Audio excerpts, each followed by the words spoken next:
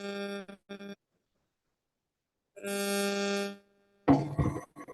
very good morning to all of you. I welcome you all to the second day of Equinox 2023. Today we have with us Professor Aman Nabhan from Azim Premji University, Bangalore. Chairing the session will be Dr. Amrita Jalan, Associate Professor in Sociology Department, Maitri College. Her area of interest includes sociology of health and medicine, gender studies, kinship, family, and marriage. She was Deputy Coordinator of the D.S. Kothari Center for Sciences, Ethics and Education, University of Delhi. She is member of the NIC committee of the new undergraduate program for the university and is also a member of the working group for the value-added courses. In addition, she has also spearheaded many programs on mental health and well-being in collaboration with Manoj, an initiative of the Ministry of Education. With this brief introduction, I would now request Dr. Amrita Jalan to please take over and introduce our speaker for today.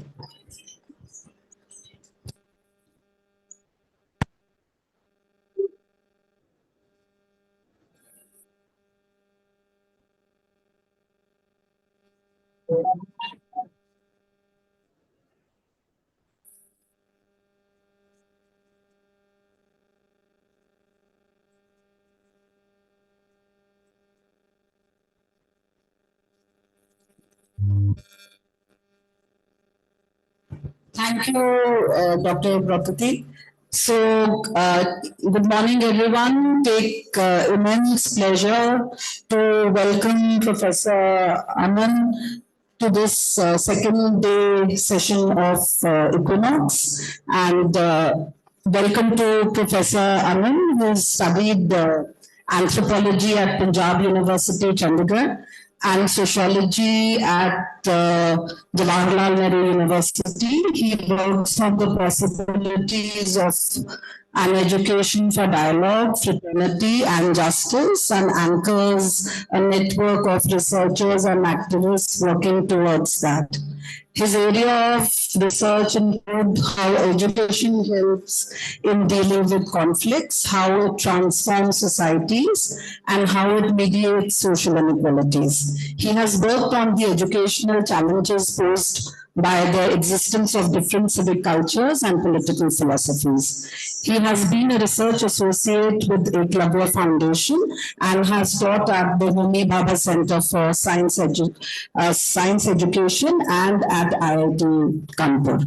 Professor Aman has been visiting faculty at Tata Institute of Social Sciences, Jawaharlal Nehru University, and Central University of Tezpur.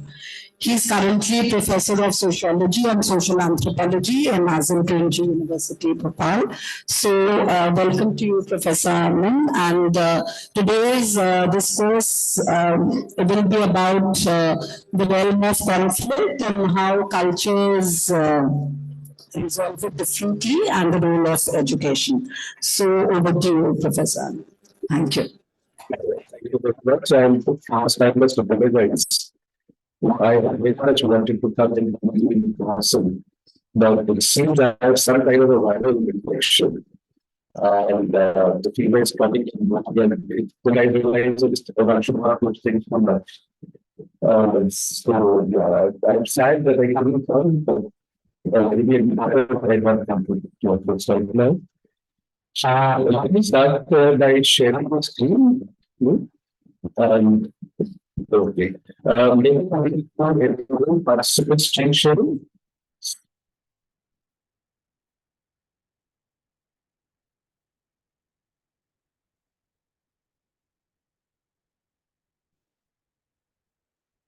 Yeah. So those ones the host, like, no, every participant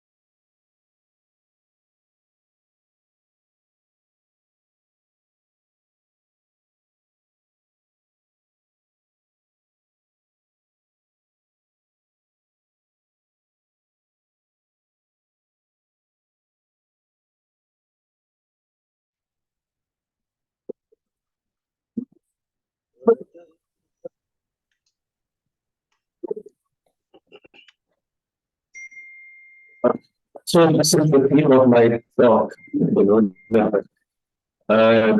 have so many kinds of social conflicts in our economy today. Education, आवाज बंद कर लो ना फिर yeah, and आती सुनती रहती मैं last year करना मेरे पास you know, in fact, conflicts and working together actually everywhere. So my first idea I was just tell you um, और लेफ्ट ले लेना अंदर गेट से लेंगे हाँ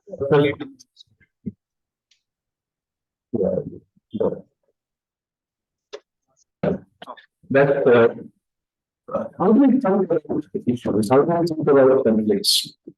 We talk that how much always be in the person it has to be in the consultation. Is it the justice? Or can we do something else also? Can we do the possibility to get justice without, I'm not saying there is no peace for the confrontation world, I'm not saying that. I was asking whether is it also possible to think about getting justice or without necessarily getting more confrontation of the course of the world? Is it possible? Amongst the interesting things to talk about this is sociology.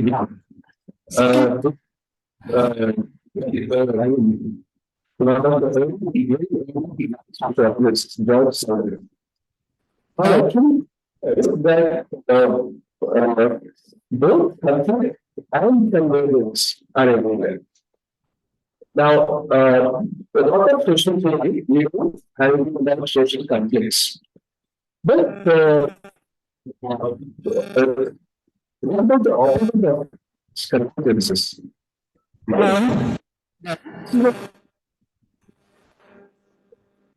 Just 1 second. Yeah, can you hear me? I think you can't hear me. Hello. Okay.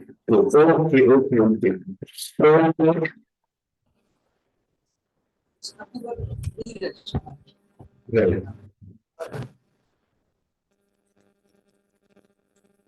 Okay. So, that's it. Let me,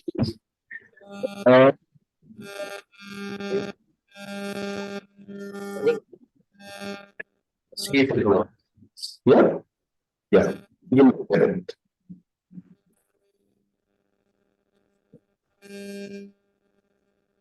Sorry, there's an e-commerce and I'm not having this place. It's like about 6 minutes.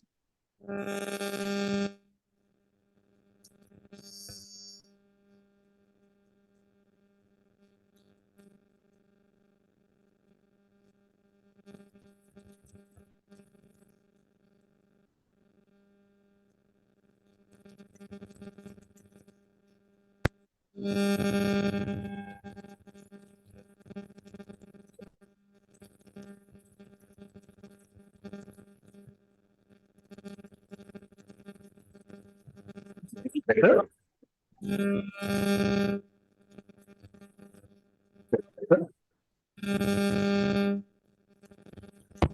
So can you hear us? Hello? Yes.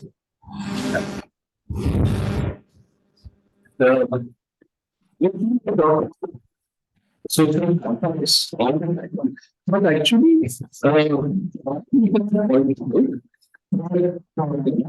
companies are much part of my instance.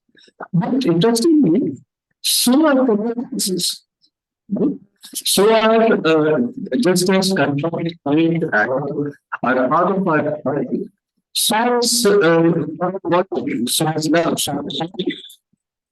So understand this.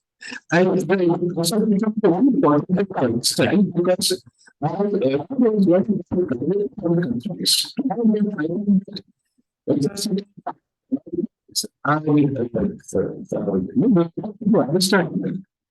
And still, I'm pretty sure that someone and the evidence is as important as conflict. You understand how the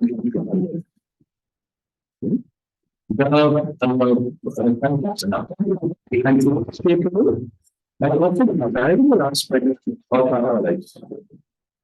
And one thought, I mean, there was that communication and conflict. Who are the just from company together, and show cooperation and them. They're also ignored. I think I could my double with Australia increased cost of it. I could I should as well yeah, I remember some stuff that I was about to say, sure, I don't know that. Or I was time. Company. I don't see what companies, no?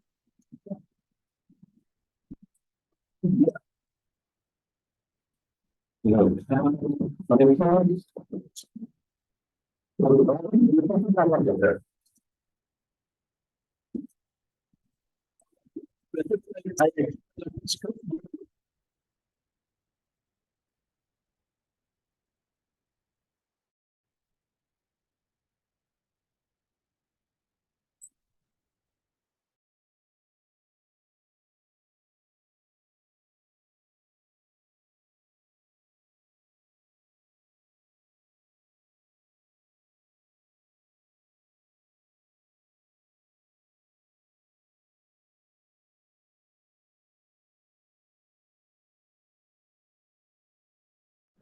So can you hear us?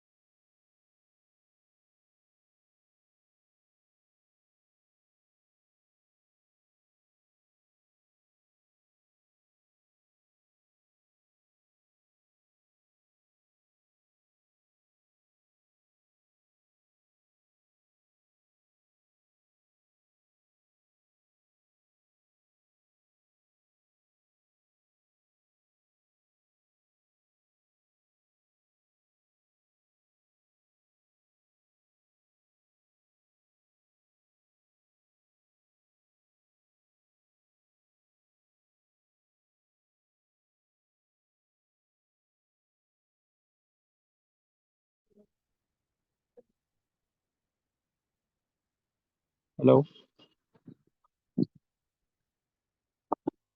Hello. My voice is clear.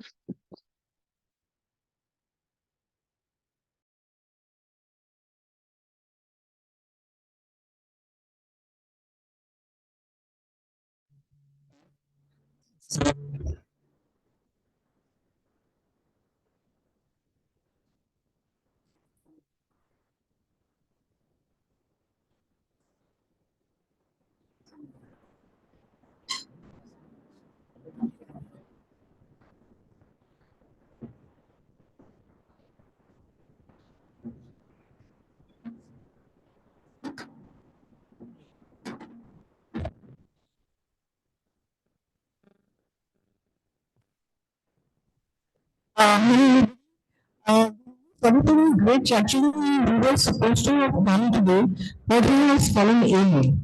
So we have shared Wi-Fi is not getting anything. So we're still trying to figure out. Just bear with us for another 5 minutes. We'll work out something. Thank you.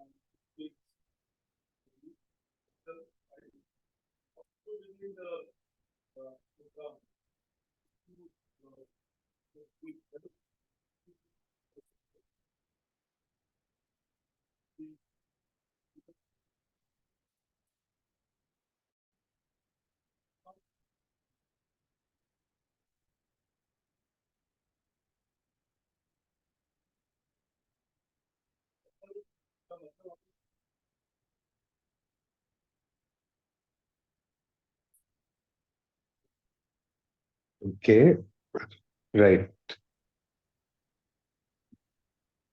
So, please let me know when you're able to share the PDF, and then maybe I can start again.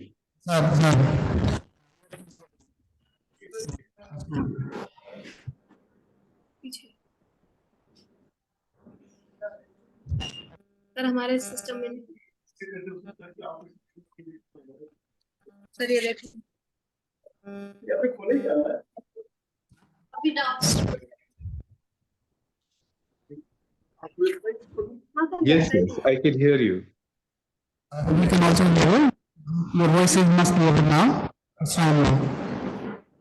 Okay. जैसे है कि आपका आपके case में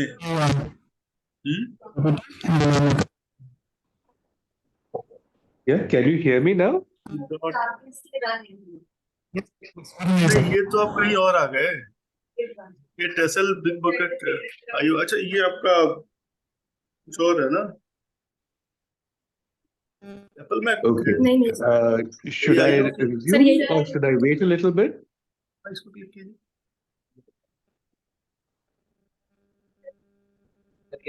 बोल दिया PC address बोल रहा है सर ये क्या बोल रहे Right.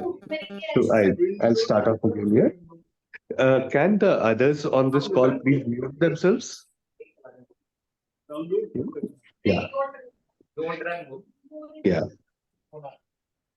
Okay. So I was giving the example of struggling against casteism. You know, now obviously a lot. Can I request everyone to please mute your microphones, please, because somebody is talking and they are not able to hear the speaker. So, Right. asking everyone to please mute your microphones. Yeah. Yeah. Yeah. Okay. So can I resume? Yes, sir. Yes, sir. Okay. All right. So uh, consider the example of how we struggle against casteism. You know, now we may get very angry at those who justify caste-based discrimination, but we eventually want casteist people to agree with us that it is a very unhealthy social practice. So it's not, we are not just engaging in conflicts actually with them. We do want, eventually, we want a convergence. You know? We want them to agree that this is a bad practice and it has to be stamped out. You know, we don't want to kill them off. You know, what we want is that those who practice or support casteism begin to agree with us. You know, begin to support us, begin to cooperate with us. Yeah, to be effective in our struggle against casteism, uh, we actually need to build a lot of solidarities, a lot of convergences. We need to build networks of supporters. The more we agree with each other, the more powerful and effective we will be. You know, so we don't only want to destroy. We also want agreement and convergence.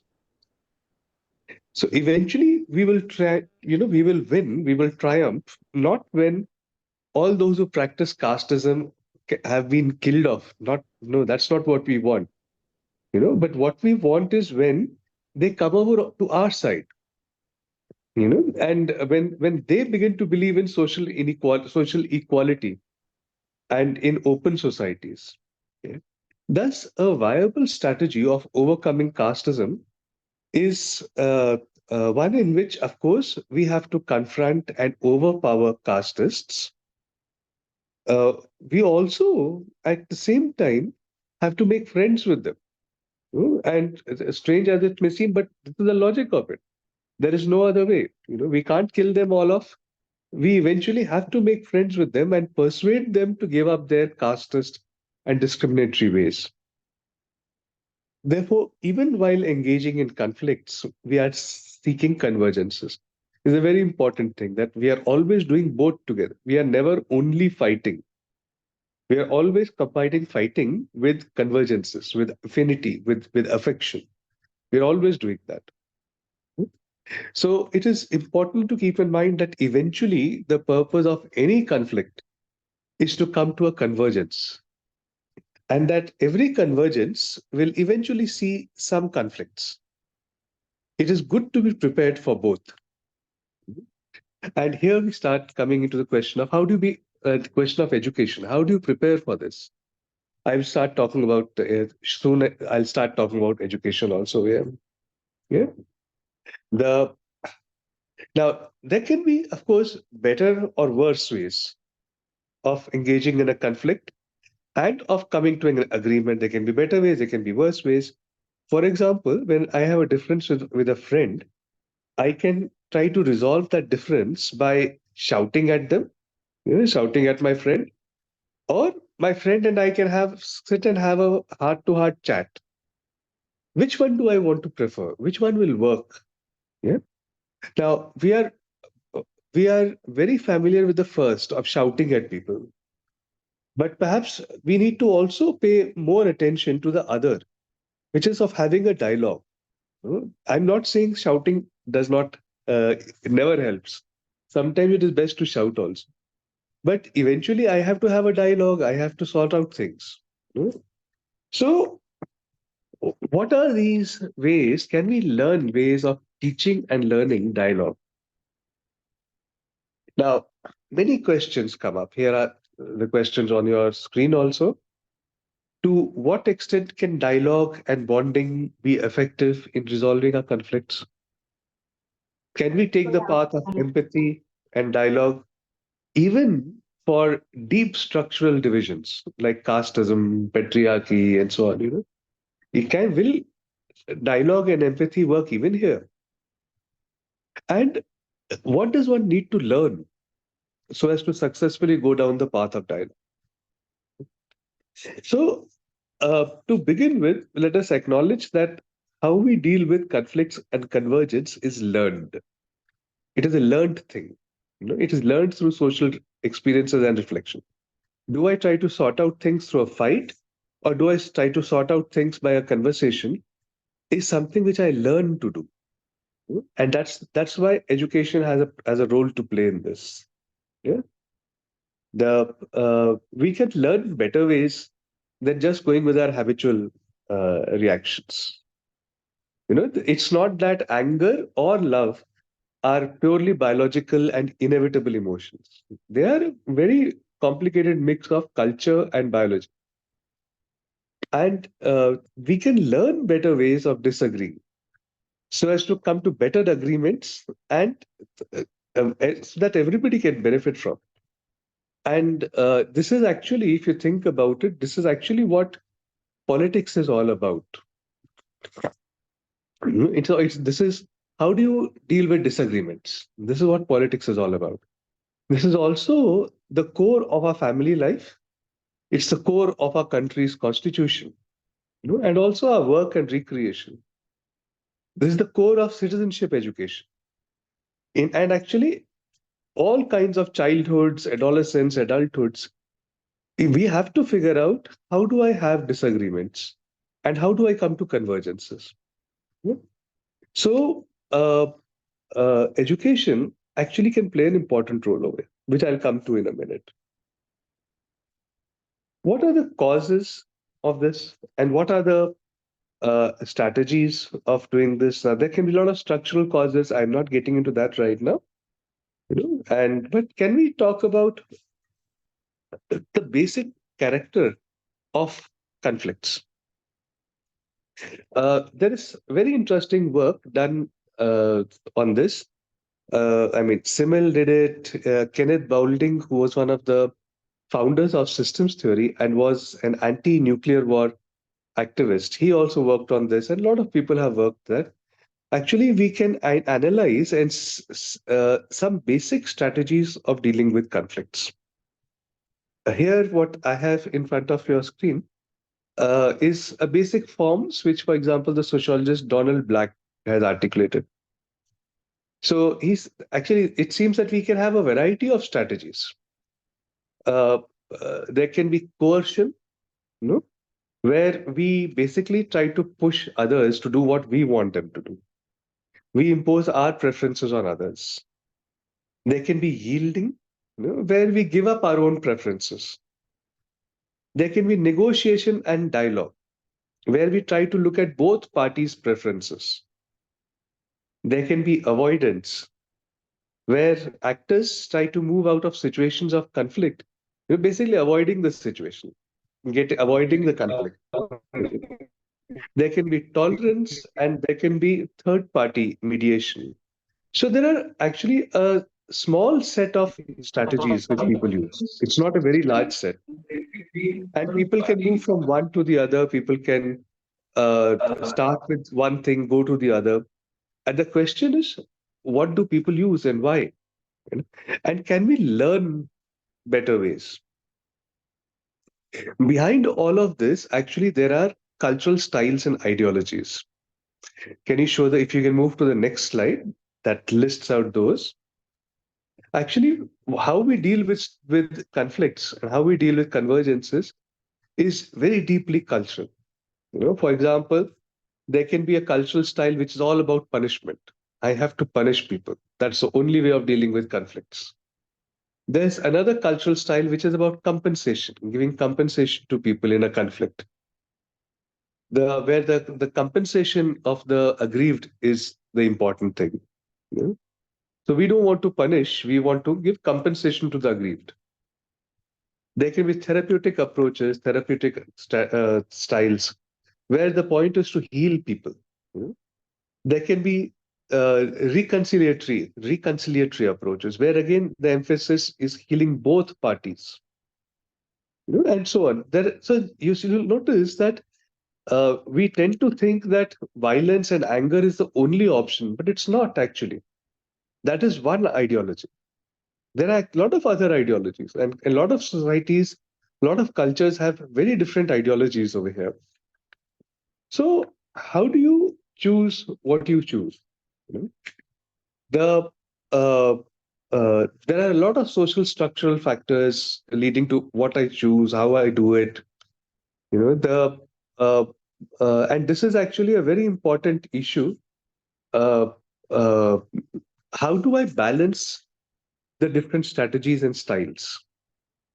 Antonio Gramsci, one of the most famous scholars to analyze culture, uh, he pointed out that we will always have a lot of coercion in any society, and especially in a highly complicated society with high levels of production, complexity. There will be necessarily a certain amount of coercion, but there has to be a lot of consent. People have to be persuaded that things are right, especially in a complicated society. We can't force people for everything. So the balance between coercion and consent is uh, according to Gramsci, the central cultural problem of our times. Yeah. If you can come to the next slide, and how culture operates in how we choose things. This is a slightly dense idea, but I'll just try to simplify it to you. So, uh, so there are these social psychologists, Rubin, Pruitt, and Kim, who have a classic book, which is referred to by everybody. Who ask, so how do people choose? Do they want to fight? Do they want to have a dialogue? Do they want to just withdraw from a situation? How do people choose? And they say that actually there are three basic factors at work. The first is, how much do I value my own goals and how much do I value other people's goals? So if I value my goals and I also value other people's goals, I will try to have a dialogue. Because they are important, my goals are also important. So we will have a dialogue. But if only my goals are important and the other party's goals, I don't care about them, I will not try to have a dialogue. I will try to just push. I will try to use violence, but I don't care about the other party's goals. There is also uh, uh, a second factor is, how viable do I think can my strategies be? Yeah. So, for example, I may want to beat up everybody, but can I actually do that? Is it a viable, practical option? So that is another factor, which is a question of power, which is a question of culture also. And then there will be personal uh, variation. So there will be some people who basically want to put the personality such that they avoid conflicts. And there are some people whose personality is such that even when they could have resolved things very easily, they still go out of their way to go and fight with people. There are personality types. So there are these three things. Uh, how we look at our own concerns and others' concerns, how we look at the viability of things, how we think, what we think is the viability. Nobody knows what the reality of viability is. What we think it is. It's a cultural interpretation. And my personality types over here. So uh, uh, these are all cultural processes. Now, because it is cultural, education can play a very important role. Education can play a very important role in helping us learn and understand. Yeah, yeah. If you can just move to the next slide, where this major point is that actually we discover we are not just puppets of biology, that I get angry and that happens to me. It's not that I am a puppet of my social structure, but cultures and reflections do matter. That's why education matters. we can help young people, older people learn better ways of dealing with conflicts. And to which now let me turn to in my next slide. What are some of the educational strategies? It's a long thing. I'm just very briefly outlining some of the major clusters of work. There's, to my utter delight, I found there's a lot of work done on educational strategies for teaching fraternity. And I was really pleased to see this, you know. And again, this is the politics of our culture. We have a lot of people teaching us how to fight, but we don't know that there are also people who have worked on how do you teach people to love each other. Nobody mentions that, but there are people. And very briefly, you know, there are three clusters of work. The and this work is work. This work emphasizes emotions, concepts, attitudes, because this is all part of, do I like people? Do I fear people? You know, all these things are very important over here. The, so there are three clusters. The first is work on building cognitive, affective, and practical schemas that lead to seeing others as moral equals, that the other people are actually humans like me. There is work on this, and it is possible to do this. You know, it is possible to do this through a number of activities, a number of ways of organized instruction, and through the use of literature, sport, uh, and for example, if you can go to the next slide, I want to show an example, and then I will come back to this one. For example, here is a, yeah, if you can move up. Here is a very famous story which many of us read in school. But this kind of work actually emerges as very important work. You know, when children are reading stories or are introduced to stories or films or TV serials, which emphasize that different communities, different genders, you know, are good. They are good people. You know? That seems to affect our attitudes over here. And this is a narrative transport. It's very powerful, and it affects the way we feel about people. You know? The opposite also happens if we have narrative transports of hate and fear. That also is very powerful. But narrative transports of uh, liking, affection also are very powerful. Yeah, if you can go back to the previous slide. So there's one is this work around how do we change feelings and the use of stories, sports, many things. A lot of work in this comes from contact theory, which says that creates situations in which children will be with others of other communities, you know, or genders, uh, or classes or castes. And then if you do it in a particular way, it doesn't always work. But if you do it in a particular way, where they have an incentive to cooperate with each other, you know, there's a lot of work which has measured that actually hostility begins to decrease and trust begins to increase.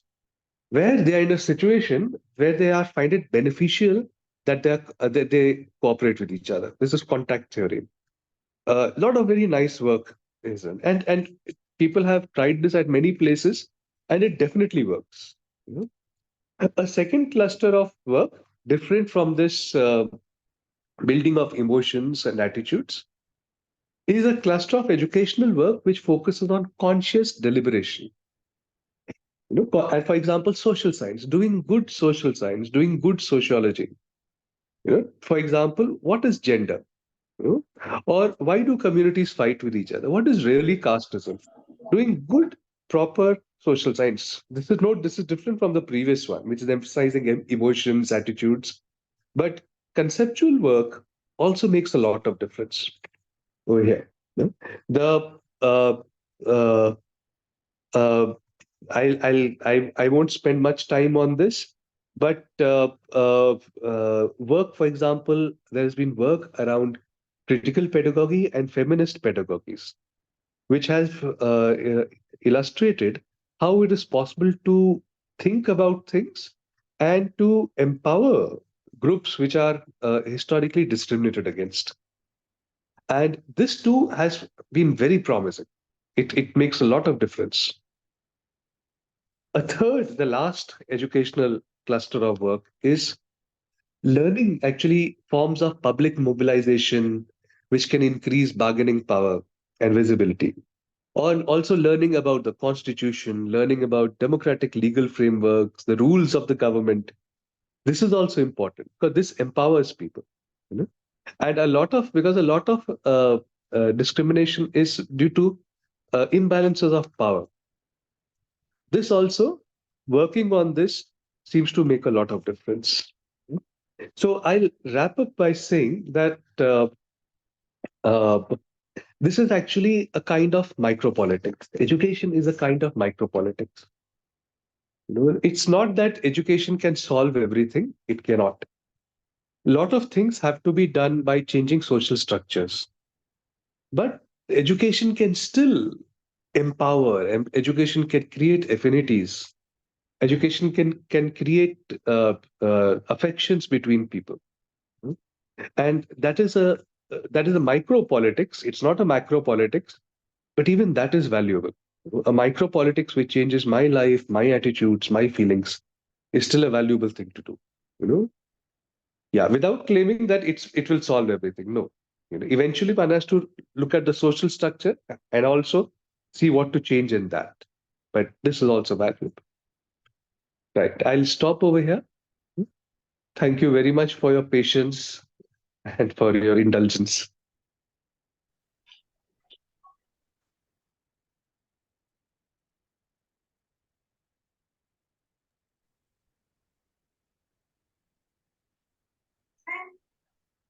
हो गया कर लिया breakfast कहाँ थी party दीदी That's not me.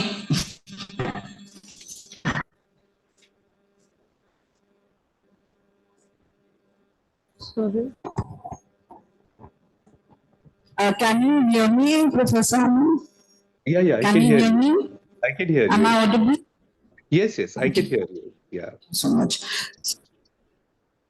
So much sorry for all the confusion, but I think in the end it was a very interesting talk where you tried to unpack this whole meaning of conflict and resolution, which is so important for all of us today, and the ways in which you've connected to culture and eventually education has a role to play in this.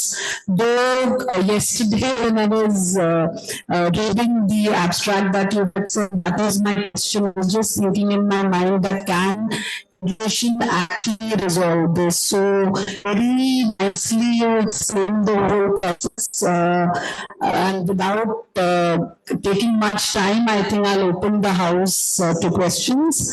And students and teachers want to ask you some questions. It was very self-explanatory the entire talk. And in the end, I think as the chair, I'll use my right to ask the question, but so anybody wants to ask anything? Students? Any questions, girls?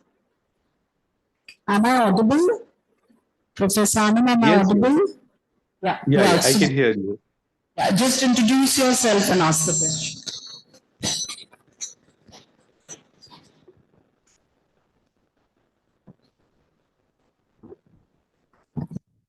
Good morning, sir. So my name is Shobhan Sharma, and I'm a third year student pursuing my bachelor's in sociology. So my question is, how can a situation where violence overtakes education be resolved? For instance, sir, the Maoists have shut down schools in the tribal areas, and I suggested, sir, this conflict is about inequalities. So, how can this very complex situation be resolved, sir, where education in itself has been barred in those areas? Yeah. I lost my audio for a moment. Are you saying that there is a lot of violence in education, and is that what you're saying? No, sir. So I was asking, how can a situation where violence overtakes education can be resolved? Such as in the cases of the tribal areas of Madhya Pradesh and Chhattisgarh, sir, where the Maoists have shut down schools, brainwashing the children to use weapons instead.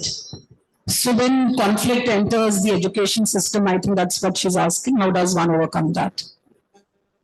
Yeah. Yeah, these are, yeah, I understand now what you mean.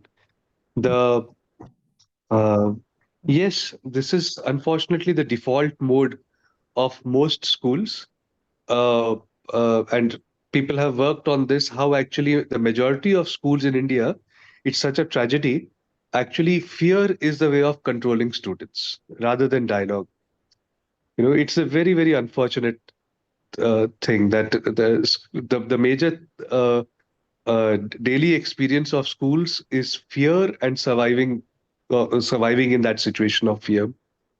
And it's very, very, I mean, maybe 95% of Indian schools are like that, maybe more, I don't know. It is a enormously uphill task. Our cultures are surprisingly sympathetic to violence and coercion. And yet in our country also, we also have cultures of dialogue, we have cultures of ahimsa, we have cultures of loving everybody. So these are conversations which we have to start getting into. Right now, we are not even getting into them. We are not even thinking about them. And teachers have no clue, how do I survive in a school classroom without beating children? You know, we have to start talking about that. And is it possible to control a class without beating people up? Yes, of course. It is, but we don't talk about it. We have to start talking about that. Yeah. Next question. Yeah. Just introduce yourself. Good morning, sir. Good Yeah. morning, Good sir. morning. Manya, I'm pursuing BSc Honors. My question was, as you said that we also have to take into concern somebody else's goals and not just ours, but the world we are living is very competitive and there's cutthroat competition. And against education is one means where competition is like leveling up. So how are we going to inculcate that with a perspective of others, including ours, when we have to win over one other person? Yeah. Yeah. Yeah. There are two dimensions of this. One is the logic of capitalism, and you're all sociology students. And the logic of capitalism says that workers have to compete with each other. And this is actually a way of increasing the exploitation of workers. That's one dimension. That's why we are in a world which is of cutthroat competition. However, the other side is uh, there are a lot of studies which point out that the most productive, the most efficient social arrangements are actually arrangements of cooperation, not of competition. There are a lot of studies on this. It's when human beings cooperate with each other that they learn more, and also that they achieve more. So you will find actually in today's corporations, in the corporate world, they understand this. Management is, of course, very closely connected to the discourses of capitalism, but they have realized this, that cooperation is the way to greater productivity. Sorry, cannot hear you. You're not audible. Competing with each other, that makes it less productive. So this again these are the ideologies current in our time, but are they true? And empirically we can show, there's a lot of research which shows that children studying in a cooperative manner learn more than children.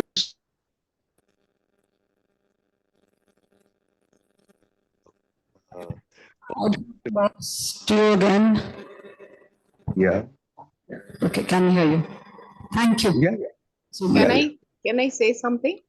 Yeah, please.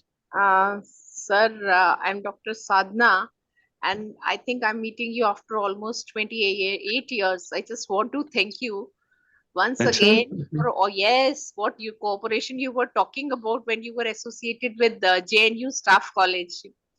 So that time Oh, you must yeah. be remembering that I am Dr. Sadhna from Dayal Singh College, and in this college only we started with a paper of immunology, which was never there at the undergraduate level. So I requested you to arrange the lectures on that, and you got a series of lectures arranged by Professor Santosh Kar and Dr. Rajiv Saxena. So I'm so Oh. thankful to you. Really, you cooperated with us at that time, and it really helped me. Thank you so much, and Thank you thanks so once much. again for a Yeah. nice talk. Yes, it is required. Whatever you said is so true. Yeah. Thank So you. I Co- think when I Cooperated saw your very name, I few. just wanted to talk to you and thank you once again for all your cooperation. Thank you. Thank Thank you you. so much. Here We need again is more people evidence like you. that the Yes. popular ideology of competition actually is less efficient, is less effective. It's when we cooperate that we achieve more. Here again, we Yes. have example of that. I always remember that Thank you. orientation and refresher course, and thankful to you. Always you listen to me, and you got those lectures arranged, which were really helpful. They were really good teachers. So much, Dr. So much. Thank you so much, sir. Yes. Just one more thing, Professor, adding that there are students from various disciplines, teachers also, students, so not only just the sociology, but various disciplines are here, maybe even the sciences. So that's your audience for today.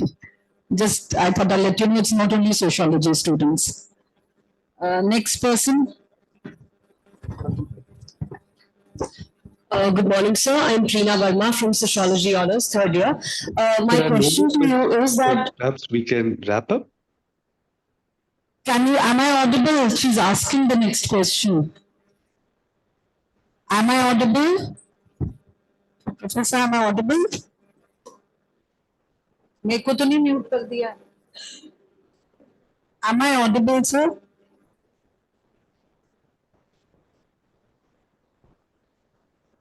Hello? Am I audible?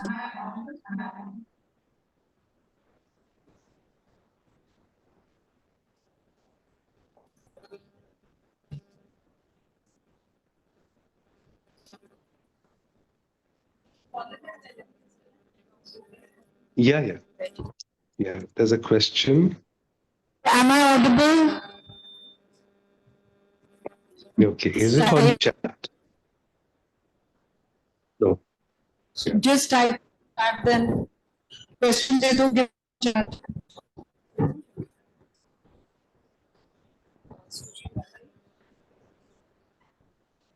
Can you hear us? You can't hear I can't hear hear anybody right me?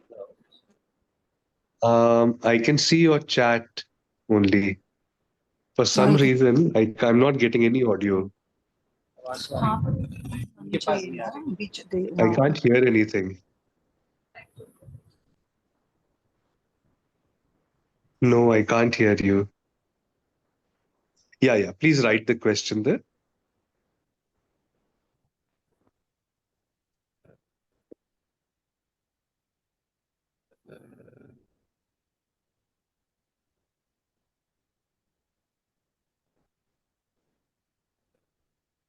You can quickly come here. How many questions can we take? Dr. Bhattati, how many questions can we take?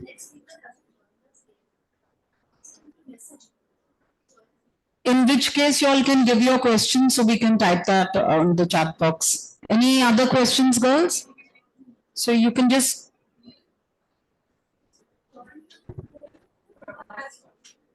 You can also join the Zoom and then type your questions there. Acha, they can join. Okay, Hina, you can join Zoom and type the question there. All right? He cannot hear.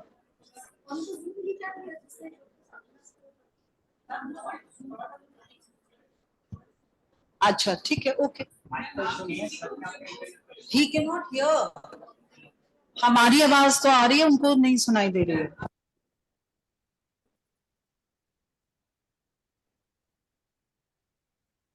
Yeah. So the question is whether is yeah, is there no place for negative reinforcement? There may be a place for negative reinforcement. There may be a place.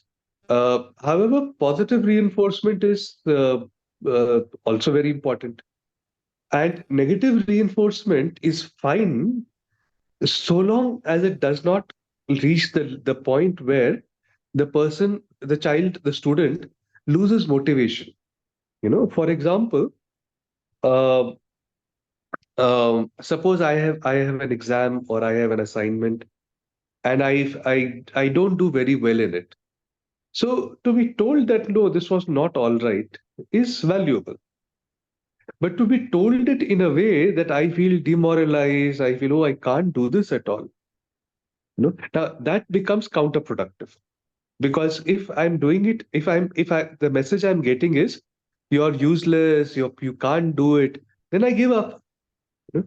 And then so when negative reinforcement reaches this point, and it reaches it very easily, very quickly it reaches this point, and most of the time, then it is counterproductive. The point is that we have to create situations, we have to create both positive reinforcement and negative reinforcement in a way which maintains motivation. But if it is happening in a way where my motivation goes, and that's really sad, that unfortunately, uh, so many students I know in the sciences particularly and in maths, the negative reinforcement, they lose interest in that. Oh, I can't do it, which is a very tragic thing. So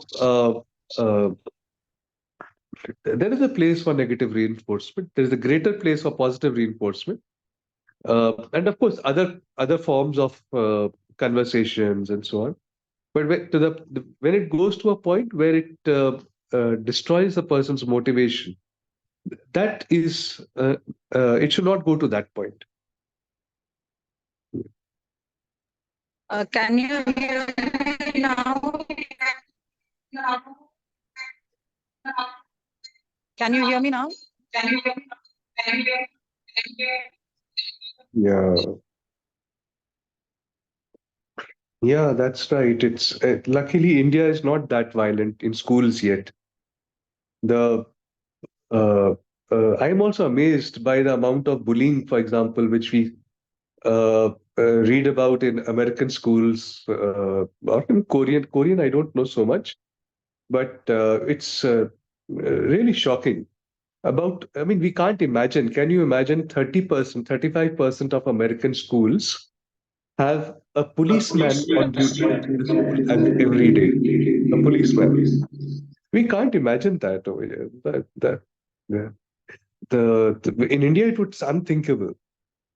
We don't have children to children violence. We have a lot of teacher to children violence, teacher to student violence. That we have enormous, and it's considered legitimate. It's considered all right. That we have a huge. There in America, you don't have teacher to student violence. There's a lot of student to student violence, but not teacher to student. Here we have a lot of this. Yeah, we really need to start talking about these things. Is it necessary to have this teacher to student violence? By the way, this is also why there's been also a lot of work in America on teaching children uh, uh, how to deal with conflicts through dialogue, through conversation.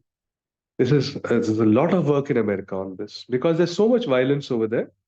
They've set up courses, they've set up programs, they've set up teacher trainings for this, and it's fairly effective.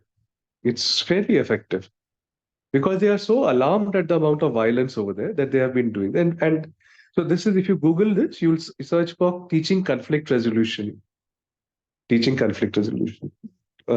schools, and a lot of work has been done over there. Yeah, yeah. So yeah. Yeah. So maybe we should stop then, or should I respond to them? Yeah.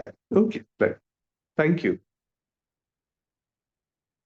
Uh, I I think there's just one more question that we can take. Am I audible? Am I audible? Am I audible, sir?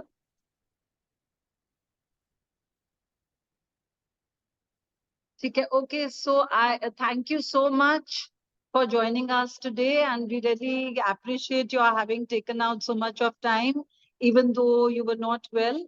And I do have a question for you, but I think I will speak to you about it rather than using this medium. There are a lot of questions that I have for you, and whenever we meet, or we can talk, or I can email them to you. So thank you so much once again for joining us. Thank you. Thank you.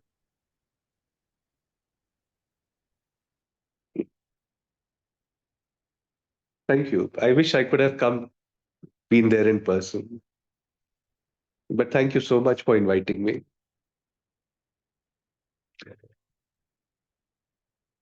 Thank you. Bye bye.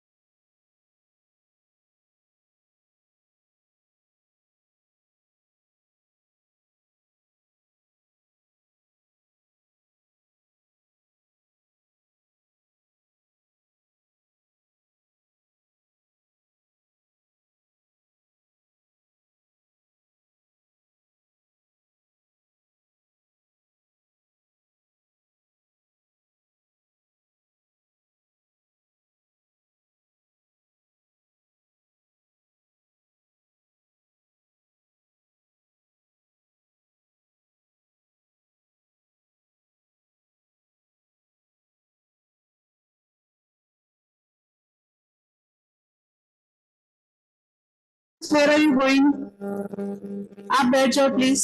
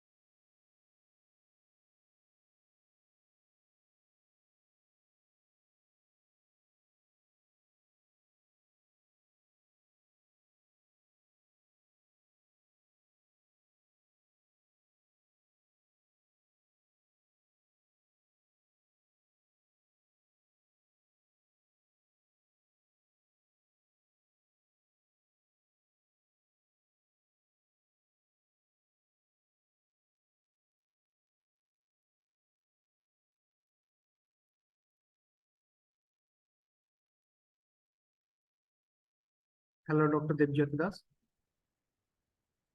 I think you will have to unmute yourself.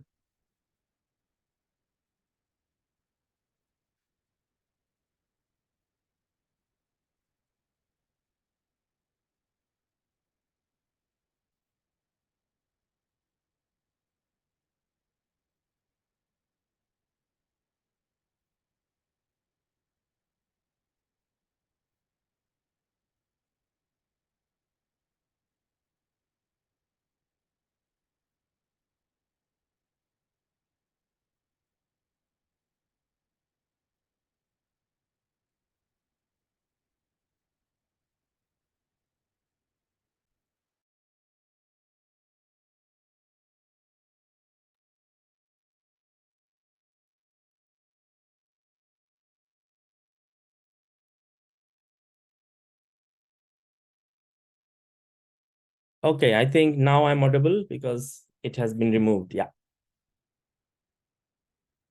Can you hear me? Yeah. So welcome. Yeah. Hello, everyone. Yes, I can hear you. Great. Yeah. So, everyone, I welcome you, all of you, back into the new session. So we have Dr. Debojyoti Das, and he'll be speaking on climate migration and environmental refugeehood in the Sundarbans Delta, a global South approach to climate change mitigation. Dr. Debojyoti Das is a human geographer, social anthropologist, and science policy connoisseur by training, with research focusing on the global South. He has introduced research-led summer schools, workshops, exhibitions, and field trips as extracurricular activities to engage students in critical pedagogy and multimedia projects. He believes in practice-based learning and learning by doing. This has helped to enhance students' education experience. His book, The Politics of Sweden Farming, Environment and Development in Eastern India, has been reviewed and ranked in journals such as GRAI and GSAD. He is currently working on climate change and sustainability issues among marginalized littoral communities in Indian Ocean region. He was PI in the SSRC US-funded Indian Ocean Collaboratory Project 2022-2023 and interested in collaborating with academics and institutions in the Global South. He is at present part of the Indian Ocean Collaboratory Working Group on Environmental Degradation and Ocean Livelihoods supported by SSRC. So that's a brief introduction about him. Over to you, Dr. Debojyoti. Thank you for your succinct introduction, and I'm happy to share my PowerPoint here, and there I'm going to discuss about today's topic that we are going to learn about, that is about climate migration and why it is important to understand climate migration debates from a global South perspective. So to begin with, I would like to share and to say that the title initially was How Do We Understand Climate Migration, Applying a Global South Eco-Social Justice Perspective. So that will be the kind of focus of my talk.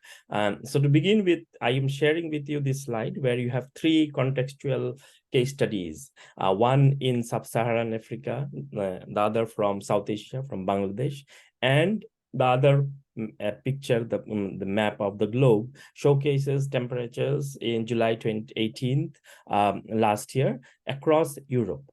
So as you can see from these three images, a few decades back, people would have attributed climate change impact having the maximum kind of impression in the global South countries, particularly in Africa, Latin America, Asia, and the Pacific. But today, that's not the case. So here you can see a UN food program in Sub-Saharan Africa taking shape, where people are distributed food under the UN food program after a drought. And then in the second image in the middle, you can see people in Bangladesh are actually rescuing themselves to shelters, cyclone shelters and relief camps after a cyclone had struck. And in the third image, you can see the picture of temperatures recorded on the 18th of July last year, where you can see major European cities, for example, we have not major European cities, but small European cities in Scotland, in Dublin, in the south of France, kind of experiences extreme weather condition. And that was not experienced kind of a decade back. And these are becoming more common. So this year we have had severe floods in Dublin. We have had severe floods in Western European countries, which was not seen in the last 50 years, devastating floods. Forest fires in Europe, particularly in Greece, you have already seen in the newspaper.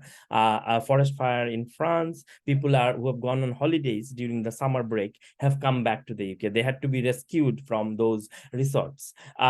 That shows clearly how environmental change is taking shape, and it's impacting societies across the globe, whether it is in the global south or in the global north. So we need to kind of then contextualize it within a broader framework of how we living in the global north are not secured, are not safe. We have heard about the Australian forest fires and the forest fires in California, and the kind of impact it is having not only on the land but also on the marine landscape.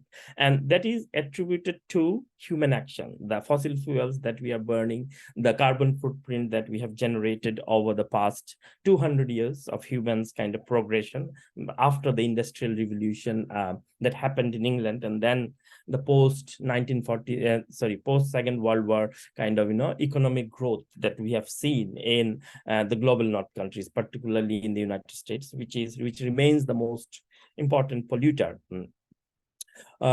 But can we attribute everything to climate change, the kind of mobility that we are seeing because of climate change? So there is a huge population migration that is taking place in sub-Saharan Africa, in South Asia, in Latin America, people moving from rural areas to urban areas, people moving from coastal region to more prosperous spaces. And can we kind of contextualize those mobilities to climate change alone? Because today the whole discourse is that climate change is triggering population mobility. To what extent is climate change the key factor? So here I'm giving two examples, one from the Latin American case and the second from South Asia. So you can see the vulnerability that is produced in countries like Mexico, Guatemala, Honduras, Nicaragua, and Belize is primarily because of the political situation in those countries, because of the racial, gender kind of divide, and the kind of conflict that these countries are constantly undergoing because of political uncertainties that pushes people to move out of Mexico and cross the United States borderlands, as you can see, the southern borderlands of the US. And that is one of the reasons why people migrate.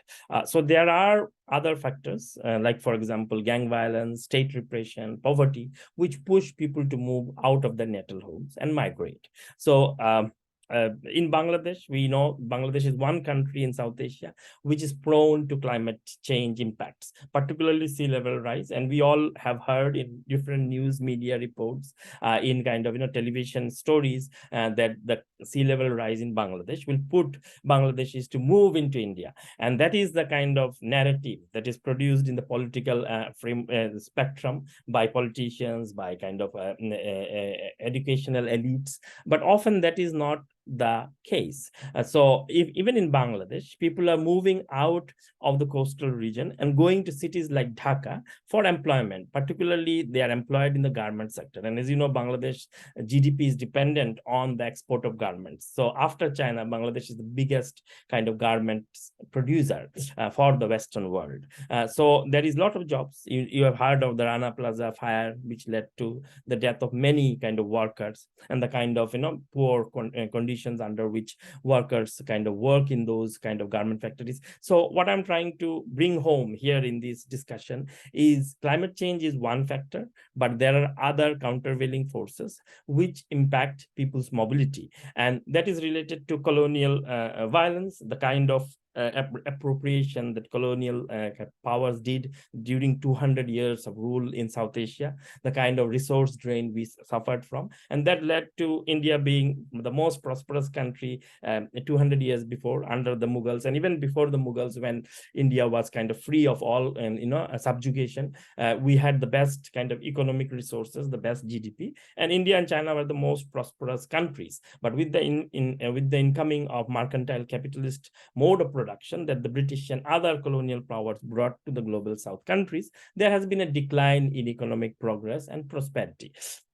And that is a historical fact, and that fact kind of establishes how people are kind of made vulnerable, particularly in coastal environments, which I will discuss in the Sundarban Delta, where I have done field work both in India and Bangladesh. But now we need to get a broader picture of the climate migration debate, and there are at least three schools which talk about the climate migration debate. So there is this maximalist school, which is kind of supported by scholars like Norman Myers and Jennifer Kent. They have projected 200 million environmental refugees by 2050. And where are these refugees coming from? So 3 continents in the global south. So the maximum environmental refugees will be generated from sub-Saharan Africa because of drought, flood, cyclones, and other geohazards.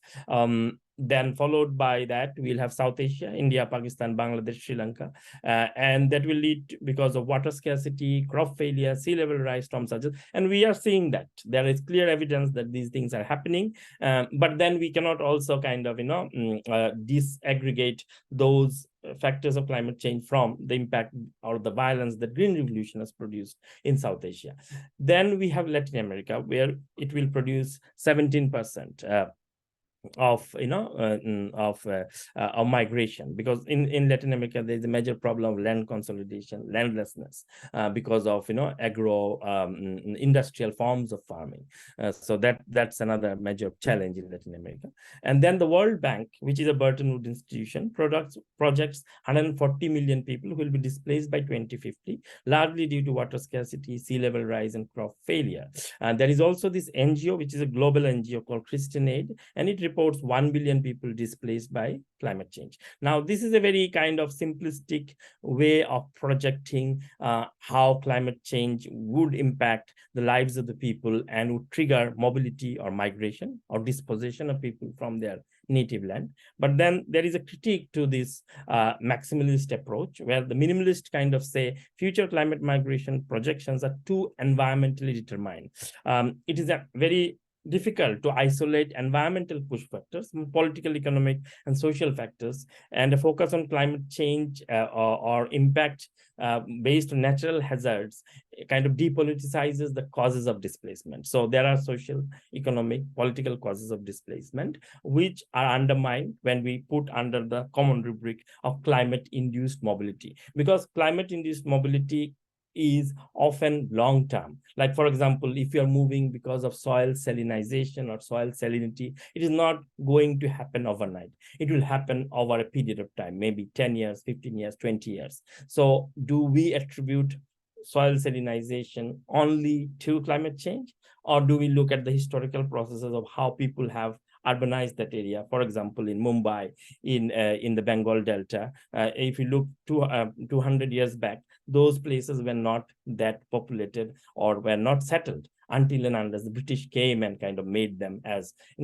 centers of power. So we also need to understand the historical processes before jumping into the conclusion that climate change is producing climate mobility or kind of moving people out of their natal home. Like, for example, we have attributed the floods in Pakistan to climate change, but we are not looking into how dams, embankments, the canals were built during the 18th and 19th century in Punjab, in Lahore, and other places by the British. So we have to kind of also look at the holistic picture of what triggers kind of a flood, or what triggers a kind of landslide, or what we have seen in Uttarakhand and other places. So we need to be concerned with the political effects. So the alarmist discourse that is produced by the maximalist school need to be kind of deconstructed, and we need to also kind of deconstruct right-wing populism. Like, for example, what the US, when Donald Trump was in power, he kind of denied completely the idea that climate change is a problem. But we know that he was trying to present a particular point of view to safeguard his constituency and his own private interest. But then what do the minimalist kind of say? And what is the problem here? So the maximalists are actually part of the realist security prospective school, if you look at the geopolitical framework. And they argue that if we create borders in these countries from where people are migrating, then the migration issue will be resolved. And here you can see across the global south, particularly in Asia, Africa, and in Latin America, international borders have been drawn, and a lot of money has gone into been invested into that. So mass migration from climate change poses a risk to political stability in the global north. That is the argument that has been made frequently by prime ministers and presidents in France, in US, and the solution lies in militarizing border. That means developing partnership with global south governments to prevent people from migrating from this region. And is it a viable solution? That is the question. Now, if you look at this graph, you'll see the historical emissions carried out by the global north countries, particularly the United States, United Kingdom, Canada, and Australia. And you can see the level or the footprint that they have produced through carbon emissions, through fossil fuel burning, like, for example, cement industry, the aerospace industry, the automobile industry. So the emissions have grown up, and the emissions are consistently kind of high from these countries. But then they've also spent a lot of money in border militarization budget in their own homeland. But their actual contribution to estimated climate financing, what was discussed in COP26 in Sharm el-Sheikh in Egypt, that we need to kind of create reparation for people in the global south who have been affected by floods and cyclones and natural disaster because of our emissions. So we need to now give compensation to these countries for the historical injustices that we have done in the past 100 years to bring about equity. And there has been a consensus now that the global north is going to fund what we call today as the loss and damage funding that would start in the coming years, but we don't know the shape and the size of those funding. But what I'm trying to show here, that the story of climate mobility is more complex than we normally understand. There is also the liberal internationalist legalist perspective, which aims to devise international legal regime and mechanism to protect climate migrants and allow them to peacefully resettle in destination countries. They use a language that we need to have, the 1951 Refugee Convention that was signed should also recognize climate refugees. Currently, climate refugees is used kind of arbitrarily. The UN or other legal agencies don't kind of recognize climate refugeehood as a legal term. So it has been used quite loosely by academics, and it is quite contested. So many people say that they are at best can be declared as internally displaced population. So when we use the term refugeehood, it kind of creates a new political, legal, and kind of responsive connotation, in the sense the state should take responsibility of the refugees, as we do in a normal refugee case when people are migrating because of war, violence, as has happened with the Rohingyas, and we need to kind of give them shelter, food, and a proper rehabilitation, or also return back to their country. But with environmental refugees or climate refugees, that is not happening. So the liberal internationalist perspective kind of promotes that idea that we need to recognize climate refugees as refugees. But what is at stake is the climate refugee level. We don't necessarily give agency to people who are migrating. That's the problem. So there is also the critical perspective, which has been developed by many subaltern scholars and kind of people who are who belong to the radical school of thought. And they said that the refugee migration crisis is not necessarily the problem. The problem lies in the kind of racist, xenophobic response by dominant cultures and countries, where people, when they migrate to these countries, they're seen as kind of immigrants, they're seen as refugees, and they're not accepted by those societies, and it creates conflicts, clashes, kind of violence, and that needs to be changed. That needs to change. So just by recognizing refugees or environmental refugees as refugees is not going to solve the problem. We need to kind of understand the refugeehood, the agency of the refugees, why they are migrating, what motivates them to migrate, and we need to give kind of respect to that. So we need to have open borders. That is what they argue. We need to kind of deconstruct the idea of the nation state. We should have open border. There should be universal citizenship rights, which sounds quite utopian in itself, because that is not the case. Because we're looking at nation states, we are looking at new global order, like countries like India, China. Everybody is asserting to be global powers in the coming decades. So I don't think any country would say that we will have open borders. So that's a kind of utopian perspective. But then what I am trying to bring home is the global south response to these perspectives, which have been developed by scholars, mostly from the global north, but they have also taken kind of support or showed solidarity with global south academics. But then the global south response is very different. It kind of sees climate migration as a problem that is a problem of the global south and not necessarily of the global north. So here we see a graph which clearly shows that between the period of 1990 to 2019, there has been an increasing trend of mobility within the global south countries. Like, for example, mobility within India, or let's say mobility within sub-Saharan Africa, or mobility within East Africa, as compared to the global south-north migration. So as you can see, the migration trend, 20 million, and it has gone up to above 70 million as a result of the environmental push and other socio-economic political push from the global south to the global north. But then if you look at the circulatory migration within the global south countries and within intra-regionally or intra-regionally, it is higher. So can we kind of attribute all migrants going to the global north because of the climate push? That's not the case, and that has been understudied. So Joseph Tia, who works at the Center for Migration Studies at the University of Ghana, has argued that we need to kind of empower global south scholars to kind of promote this idea of taking leadership in understanding the circumstances in which people migrate in the global south countries.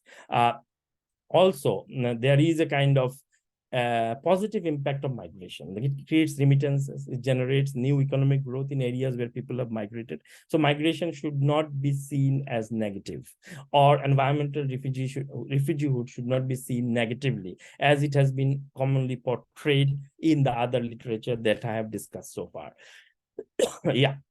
So now going to the next image, here are the case study sites where we did field work in the global south as part of the Indian Ocean Collaboratory Network. That the introduction to my speech was given by one of your faculty members, and he introduced about the project that I was leading from 2020 to 2023. And here we did field work in 4 countries, 2 in South Asia. So we looked at the Sundarban Delta, as you can see here, both in India and Bangladesh, as the Sundarban kind of expands into Bangladesh, and actually more areas of the Sundarban are in Bangladesh. And then we looked at Tanzania in the Dar es Salaam city, which is one of the most vibrant, growing city in East Africa, even outspacing Nairobi currently. And we looked at Mozambique in the coastal areas in the Seven Valley, and we tried to do a comparative study of how climate is impacting mobility in these areas. Particularly in Dar es Salaam city, people are migrating out of the city to the periphery because of flooding within the city. In Mozambique, people are moving out from the coastal areas to the hinterland, to far within the city, far within away from the coast. And in Bangladesh, people are moving from the coastal islands, the Sundarbans, to small secondary cities in Bangladesh as well as in Dhaka. So this is the kind of scenario that we see. And what did we find? So my focus today will be on the Sundarban Delta, because that is where I work and where I conducted my field work. So the Sundarban Delta, as we know, is a ecotone, is a cultural natural habitat. It is one of the biggest biodiversity hotspot in South Asia. And post Aila cyclone that happened in 2009, as some of you may know, there has been a mass migration of population to other parts of India, rest of India. Even in Delhi, you'll find migrants from Sundarban. If you do some interviews in kind of slums, or if you do interviews in construction sites, you'll find that people have migrated from the Sundarban Delta. Often they blame this migration to cyclone impacts and on livelihood and sea water inundation and loss of agriculture and aquaculture. And that happened. Soon after the Aila cyclone, there has been a loss of livelihood because soil salinization took place. There was sea water inundation, and that resulted in people moving out of this region. So I conducted ethnographic field work among school children and high school children and young children in Sundarban using photo voice and digital diary, because during COVID it was not very much possible to kind of organize in-depth participant observation or face-to-face interviews with interlocutors because of the simple reason that there were COVID restrictions. So we trained local local interlocutors and community elders to use mobile phones and cameras to capture their own stories. But post the lockdown, we also organized drawing competition, and we also launched an oral testimony project with school children to capture their experience, particularly what happens when their parents go out to work in states like Andhra Pradesh, Tamil Nadu, Maharashtra, Goa, Andhra Pradesh. So what happens to them when they're left alone in boarding schools and other in their homes with their grandparents? So what we came to as a conclusion out of these ethnographic fieldwork that we organized for a period of 12 months, we realized that climate change only acts as a threat multiplier.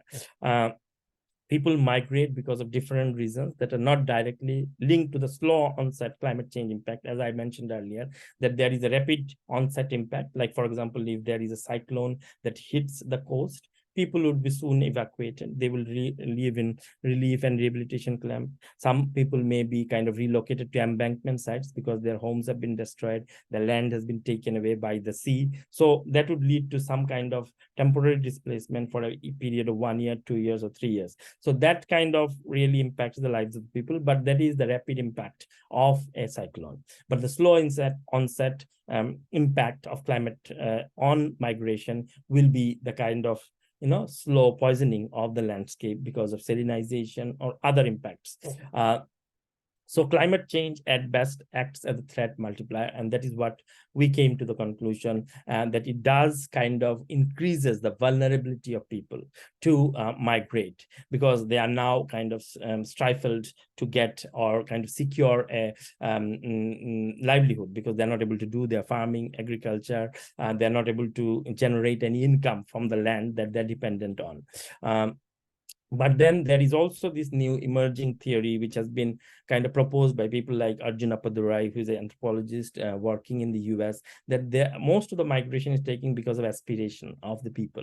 And in my fieldwork, we had several instances where people were aspirational. Like here, you see a boy who is 18 years old he was coming back on the Raksha Bandhan day to his village from Bangalore. And we asked him what inspired him to migrate to Bangalore. And he said, it was his uncle who is working there, and he kind of did accountancy in Calcutta, and then his uncle told, you come to our factory in Bangalore and you will be employed as an accountant. We'll look at the books and the account books. So this is why he migrated to Bangalore.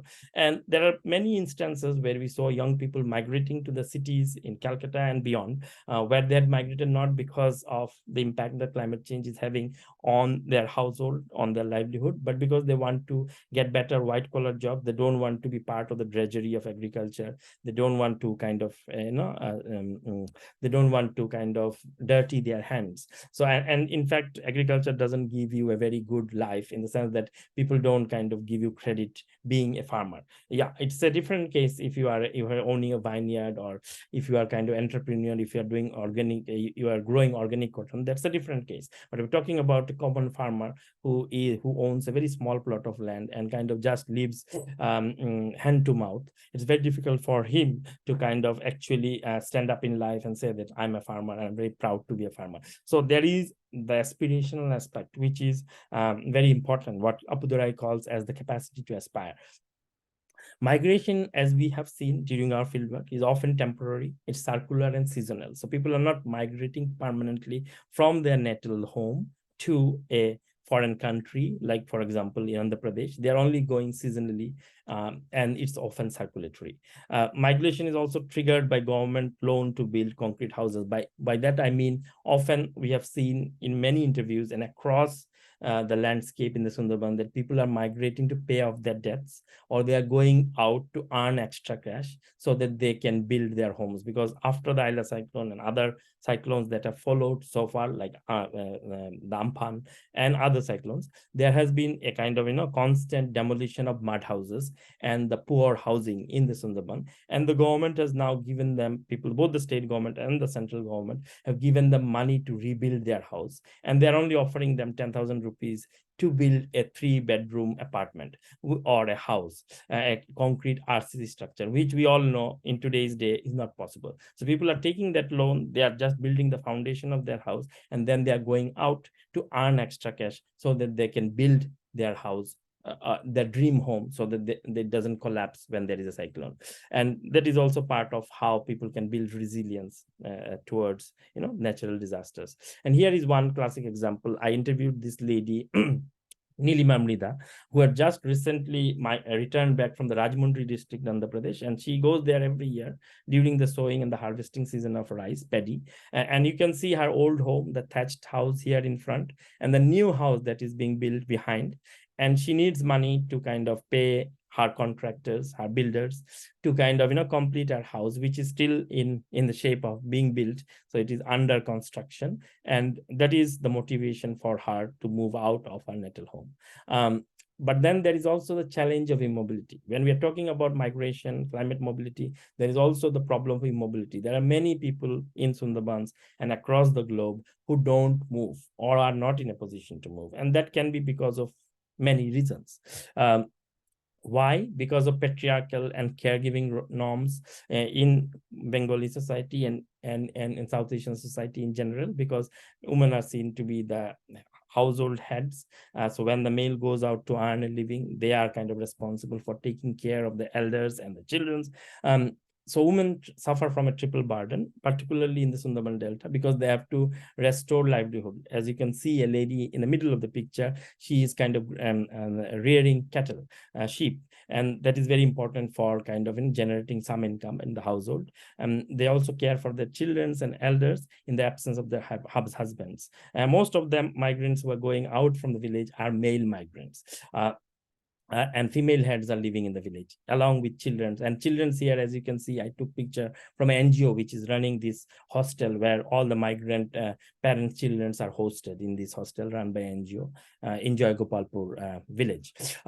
Migration of people is transient, seasonal and temporary, and even they don't kind of cross international borders. But then we have seen many migrants, as reported by our interlocutors in Sundarban, that come from Bangladesh on a what we call as a temporary visa, work visa, to do cropping and harvesting in Andhra Pradesh, and they return back because they get more money than they would get in Bangladesh. And even in India, in the Sundarbans, they can earn up to 1,000 rupees per day in Andhra Pradesh as compared to in Sundarban or Bangladesh, where they're earning only 300 rupees per day. So there's a huge kind of income gap in the state. We also did some case studies, particularly in Bangladesh. Here we have Sita Mondal from Khulna district, and this interview is carried by our partner NGO called Caritas in Bangladesh, and where they kind of tried to show how gender plays a very important role. So she had lost her family member, husband, and she was affected by the cyclone in 2009, but she could not move out from her relocated site. So she had to stay back because she had no social capital or family support to move out of the disaster impact area. So gender does play a very important role. Here we have people who have returned back to the Sundarban. So I interviewed many people who have come back. At least I found 3 individual young people who have returned back to the Sundarban because of the health challenges that they face in cities where they're living in slums, in shanty towns, and they are kind of acquiring respiratory diseases like tuberculosis. They're also kind of getting sexually transmitted diseases, and they're also kind of acquiring diseases which they have not heard of in villages, like dengue fever. Particularly in Sundarban, we don't experience enormous cases of dengue. So there are kind of challenges that people kind of face, and they're also involved in very risky jobs, particularly in South India, in Odisha, where they're doing centering work in big, multi-storied buildings with no safety harnesses. So many people have died when they're doing centering jobs. So we kind of think about the big buildings that are coming up in Delhi, the multi-storied apartments, where people are working, not like in the West, where people have a lot of safety measures in place and compensations for people and insurance policies, which kind of compensate them if they lose their life, if they're working in kind of, multi-story building, but it is not the case in India. So that's a very big concern. And that is what they expressed. And they felt that even if they're earning less amount of money, they should return back to the villages and kind of struggle with the kind of natural disasters that they face every year or annually. So these are some of the life stories that I wish to share with you.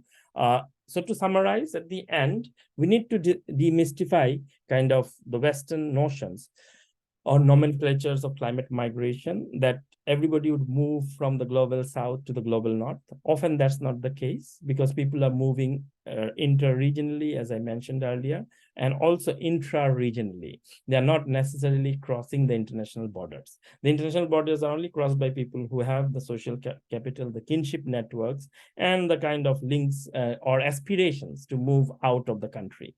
Even in India, you see most people are migrating from Punjab, Haryana, not from the Bengal Delta or Orissa for that matter. We need to develop more convivial understanding of migrant life and why people move, reflecting on questions of gender, class, age, and social norms. It's not a straight-jacketed explanation where we just focus on a hydrological impact, or let's say the disaster impact on local communities, and that triggers mobility. We need to focus on intersectionality rather than on the cause and effect relationship, that climate would trigger salinity and salinity will produce mobility, rather than look at why mobility in the first place was triggered because of the socio-political condition, the historical facts that we have in terms of the epistemic violence, the violence produced by colonialism, the violence produced in the post-colonial period because of migration. Like, for example, Bengal is the most populated part of Eastern India because of the 1947 partition. A huge migrant refugee population came from East Pakistan, and that's also the case in the Western sector. But what I'm trying to say here is that we also need to look about population mobility, which was shaped beyond the climate impact that we are discussing today. So all of these factors play a very important role in shaping mobility. So when we are looking at the eco-social justice, we need to kind of make the global North countries responsible for the historical injustices that they have done in the last 200 years of colonialism, or you could say imperialism, mercantile capitalism, that has shaped social relationship and the power inequities between the global North and the global South. With this, I complete my presentation, and thank you for listening to me. If you have any questions, please do ask, and I'll be happy to answer them. Thank you. Thank you, Dr. Das. That was precise and very in-depth. To begin with, you have raised this question that how environment change is affecting the lives of the people around the world, not only on the land, but also in the marine. And then how population migration is taking place in Saharan countries, South Asian countries, and the Latin American countries. You have also put some light on the other forces of migration along with climate change, which are impacting people's mobility. The displacement, in that particularly you have mentioned climate change for migration. Then we have minimalist school, which is associated with political, economic, and social factors, and as the focus of climate change and migration. So the focus is not only on climate change, but the focus is mainly on political, economic, and social factors for migration. Then we have realist perspective. We have liberal internationalist or legalist perspective, which aims to promote the idea of climate refugees and their resettlement.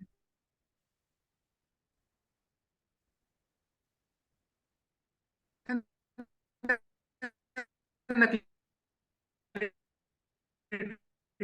the perspective, which focuses on the edge. And we have also, because usually there is a misnomer from global south, then it is taking place from global south to global north. But the data suggests otherwise, that most of the migration is taking place within the global south rather than from global south to the global north.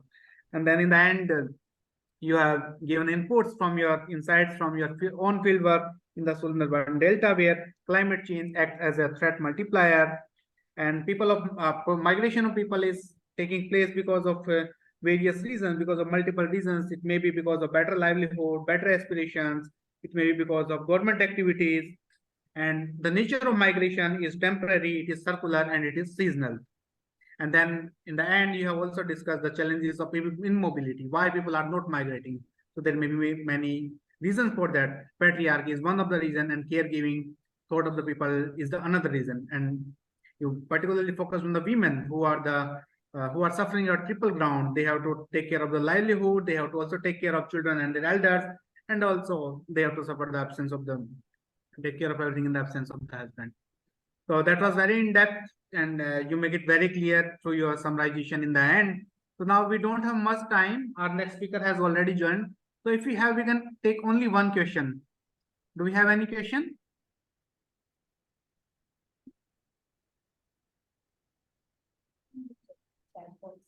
So if someone has any question, you can write it in the chat box.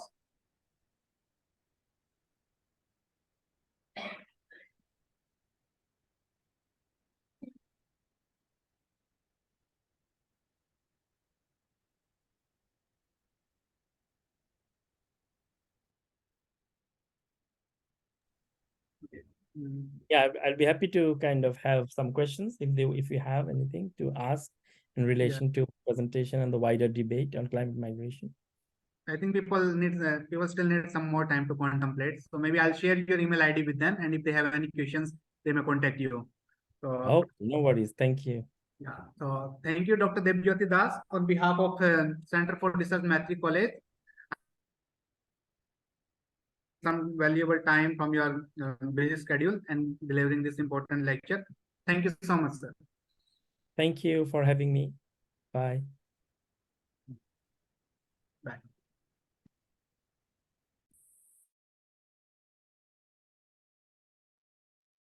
Hello.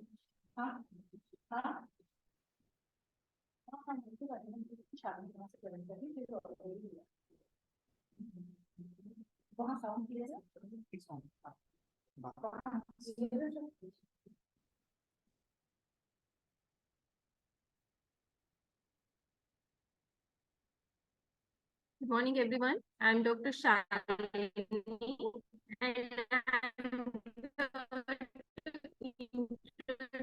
introduce the speaker for this session, Professor Pranjal Chandra. He is an associate from Institute of Technology, BHU, Varanasi, India. He earned his PhD from Pusan National University, South Korea, and did postdoctoral training at Technion Israel Institute of Technology, Israel. His research focus is highly interdisciplinary, spanning a wide range in biotechnology, nanobiosensors, material engineering, and nanomedicine. He has designed several commercially viable biosensing prototypes that can be operated for on-site analysis for biomedical diagnostics. He is an associate editor or editorial board member of various international journals, including Scientific Reports, Sensors International, Frontiers in Bioengineering and Biotechnology, Molecules, Frontiers in Sensors, Green Analytical Chemistry. He is an expert member or reviewer of various national and international funding agencies. He has also been appointed as advisor for the biomedical sensors domain and sensor network systems at the Institution of Engineering and Technology, IET, Michael Faraday House, London, United Kingdom. Professor Chandra is author of over 150 high-impact publications, including research or review papers and invited book chapters. He has published 16 books on various aspects of biosensors or medical diagnostics or material engineering. He has guided 5 PhD and currently he is supervisor of 11 graduate students and NPDF.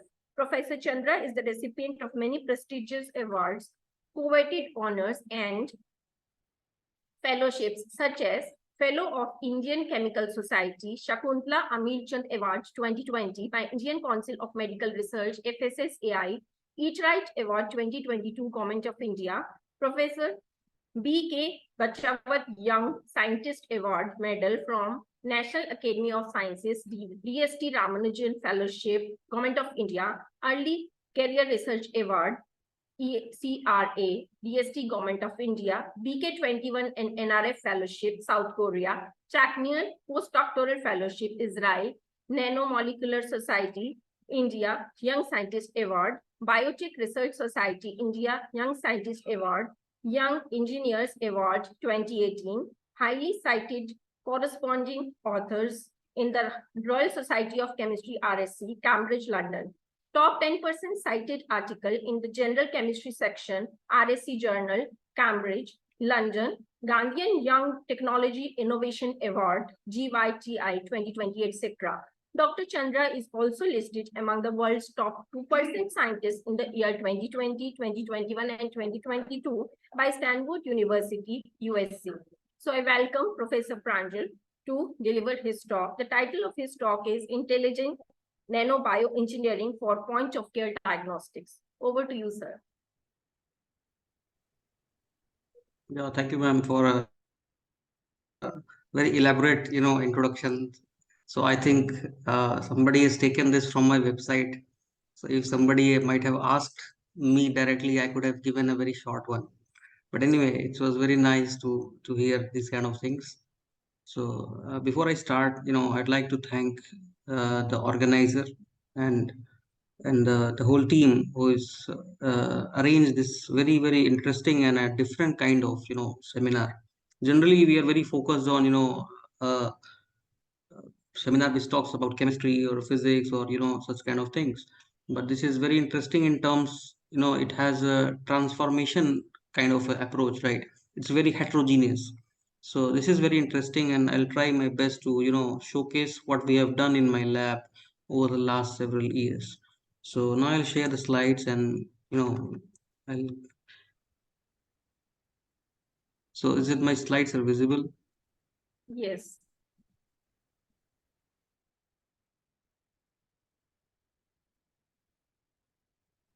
The slides are visible. All right.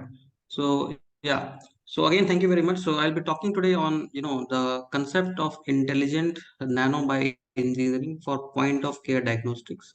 So the idea is basically that when we talk about the nano and bio, it has a very unique combination. Generally, when you talk about nano, the physics guys, the material scientists, and these kind of people, they chip in. And when we talk about the biological science, the people who are working on various aspects of biology, like even the botany, zoology, the biochemistry, these people come. So the guys or the people who are working in this combination of the area, it is very interesting, because the people have a different thought, and they have to amalgamate those things. So I'll be showing in next few slides, or maybe in next 30 minutes, that what exactly we are doing and how we are going to integrate these things in development of the point of care device.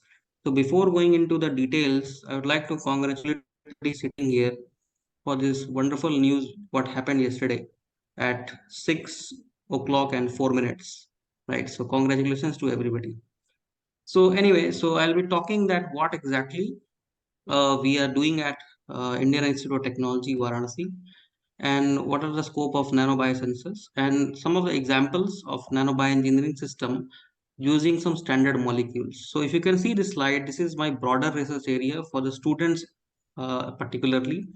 You can see that my lab works in various aspects. For example, microfluidic device and array sensors. This is one aspect. Another is the paper microfluidic devices or paper devices.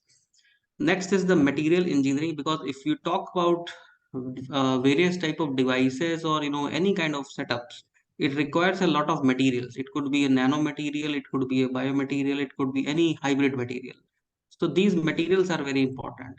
And one of the aspects which we also work is the bioelectrochemical sensors or devices, which we detect the different molecules in various cell models, or even the ex vivo models, or even the we are trying to do in the in vivo models, like rat brains.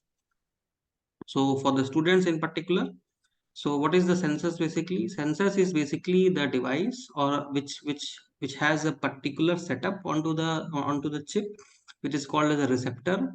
And on the receptor, we can have a lot of you know a different kind of functionality, which could be antibodies, peptides, or and so on. When these molecules they react with this receptor, there is a biological event, and after this biological event, they convert this biological event to the transduction process, and we eventually get this kind of a signal. So this part and this part is the key, as I have mentioned here also, the receptor and the transducer. So the analytical lab, how it looks like in the future. When I say the analytical lab, the meaning is basically the analysis. Right. So it looks like something like this. Like for example, the person 1, 2, 3, 4, 5. They 5 are working on a different project. However, when we do this everything on a same place, more precisely, if we do all these 5 things in a small chip. So that is called as a lab on a chip system. And the basic thing is what we are integrating 5 technologies on a very small tiny devices. So that is called the lab on a chip system, and the future of the analytical chemistry lies into this particular aspect. Now I will go straight to the sensing prototype what we have developed in my lab. So I'll be talking about few of the paper-based devices what we have developed in my lab. The first one is the alkaline phosphatase.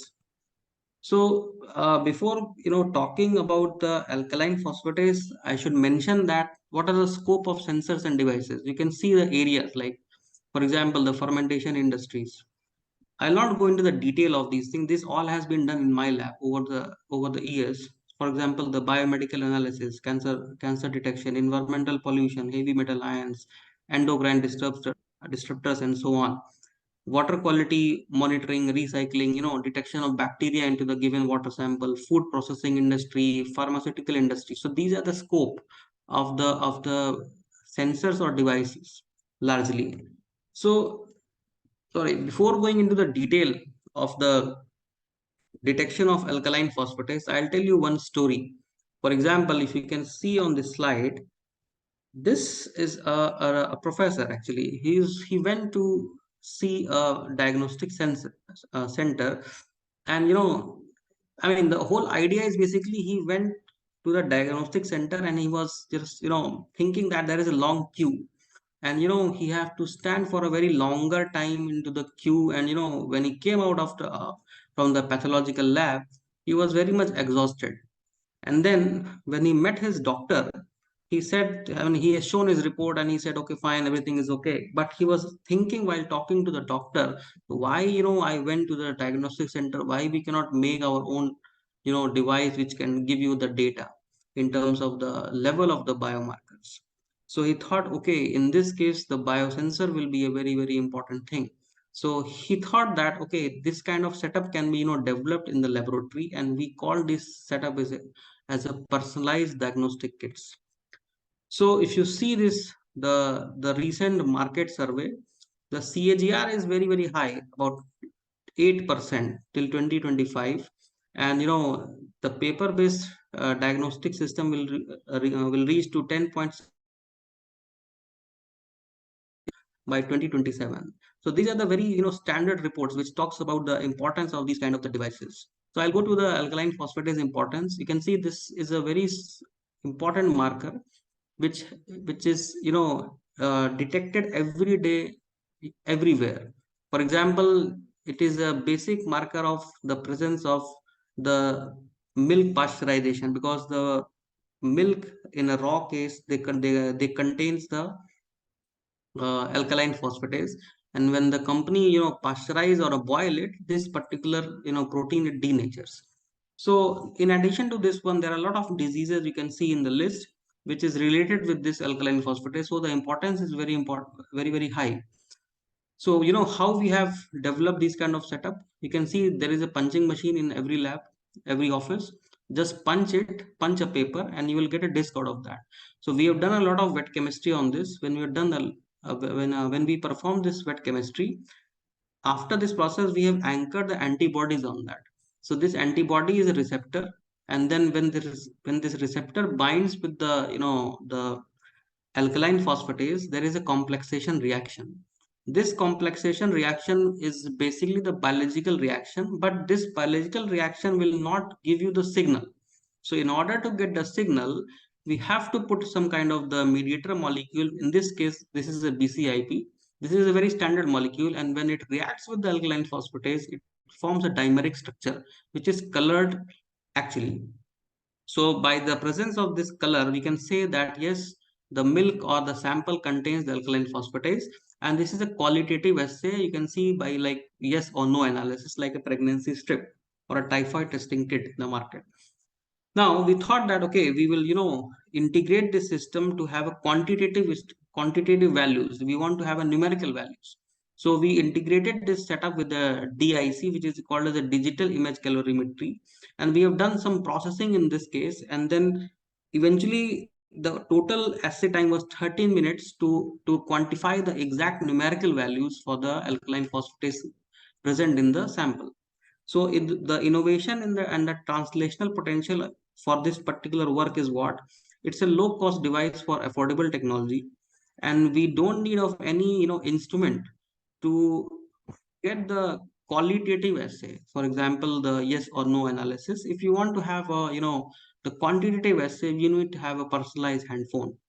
So it was tested in the real sample, and no any environmental hazard chemical has been used. So to characterize this, basically, when we say that we have developed these kind of things, we need to prove that yes, the system has been developed. This is a very, very important thing. Nobody will believe us until we are not having the data with that. So I'll show you very brief one data. So this is the, for example, the final the probe where the color change was very prominent. However, these are the controls. I'll not go into the detail of that, but we removed one or two layers from in between, and we can see there is no significant change here. So this suggests that the probe which is actually testing the alkaline phosphatase in the real sense is able to detect the alkaline phosphatase accurately. So this is another data which talks about the Fourier transformation infrared spectroscopy, where the signature peaks are coming by the chemical modification step. And this is the atomic force microscopy. You can see the changes onto the Z deflection. It is keep on increasing. It means if you have a layer, for example, you're keeping one layer, layer 1, layer 2, layer 3, layer 4, the layer thickness is increasing. So that's what you can see in terms of the nanometers in this case. So after this process, we have tested this into the milk sample. So at first stage, we have tested in the Amul milk, because Amul milk claims that we have a pasteurized milk, and it means that this pasteurized milk doesn't contain alkaline phosphatase. So we were very happy to test this one from very wide ranges, and you can see the percentage recovery was very close to 100% in all the cases. It means when we were adding the alkaline phosphatase into the milk microenvironment, the sensor was able to detect that in a very powerful way. So this is the analytical model, and we went to the villages to collect the raw milk. It means it was not boiled, neither it was pasteurized. So we were expecting that yes, alkaline phosphatase is present in that raw milk, and if you see the data, so this data shows that at this point we have not added any alkaline phosphatase. Still we are getting a value here. So this value was correlated with the externally spiked sample here, and then when we have calculated through the model, you can see that concentration was 17.5 unit per ml, which is very close to the actual concentration of the alkaline phosphatase which is present in the raw milk, which is already reported in the literature. So this is the fabricated sensor you can see here. So this is the dimensions, and you can see the before and after how it looks like. This is less than a 5 rupee coin. This is a very portable. This is a color chart, and you can see the weight, which is almost nothing. So the conclusion in this case is what? This is the first report of the DIC for protein detection system, which is a digital image calorimetry. It takes 13 minutes as a time for an instrument-free analysis if you want to go for a qualitative assay. So this was a highly celebrated work. We appeared in the Rajya Sabha TV, and there are so many things. Even the China Times, we were on the front cover. FSSAI, they have also celebrated this one. So the most important thing, this particular work has been listed as a top 12 most innovative sensors of all kind by various agencies. For example, Associated Press USA, Yahoo Finance, Research and Market Survey, Business Wire USA. So this has a very important commercial impact and the societal impact as well. So that is why people might be very much interested in such kind of work. So we have also received a lot of awards for this. So you can see this GYTI award from the Pirate DBT we have received in 2020. And last year we have received the FSSAI Young Eat Right India Award by the Honorable Health Minister, Government of India, in the FSSAI headquarters, New Delhi. So the idea is basically, when we were talking with few of the people in one of the top CSIR lab related to physics, they said that when we do the processing externally, there is some problem with the white light. So we thought that okay, this might happen, but we thought that okay, we will resolve this in the successive experiment. So how we resolve that? We So we have developed one setup which we call as optimizer. So what we have done, so this is basically the PCB based setup, and you can see this is the circuit diagram. So we made this optimizer. This is completely made in my laboratory, and we have a imaging tunnel. This is a raw diagram. Otherwise, at present we have a 3D printed model ready completely. So you can see what we will do. Basically, we will keep this tunnel onto the platform, and then we will integrate the chip here, and then this will image it, and then it will process internally, and then we will get the data completely out. So this was the advanced version of that setup, and if you can see the advantage of the integrated device. The earlier one, it takes like about 15 to 13 minutes. However, in this case, we take only 20 seconds if we show the integrated device bit setup for the detection. So this is extremely powerful system, and you can see this is the palm sized device. You can just keep in your palm basically, and this is the whole dimension: display, imaging tunnel, circuit boards, test strips, and so on. So if anybody is visiting, we will be very happy to show this demo. I think 3-4 days back we were in MedTech's India Expo in Gandhinagar. We have shown this particular device to various companies. They are very much interested to take it further. So not only this, we have also developed one application with the help of one of the BTech students in IIT. So what we have done basically, we have just integrated 3 modules together, and then based on that one, he developed one app. And this app is very powerful to analyze the data, right? Because analyzing itself takes some time. So these are the interface what will come on your mobile phone. You need to simply put the values, and then they will flag it basically, whether it is contaminated or whether it is not contaminated. So such kind of system is very, very important. So now I'll show you the comparison with the commercial available product. This is one of the product which is from Konica. You can see this is made in Japan. This is also detect the colors basically, chromometers. So here you can see the cost is basically $7,500. However, in this case, in our case, it is 7,500 rupees.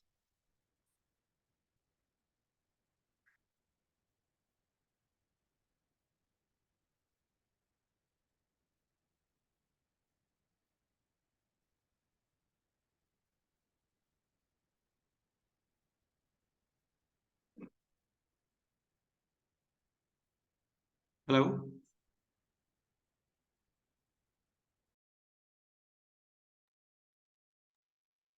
Yes, sir, you're audible.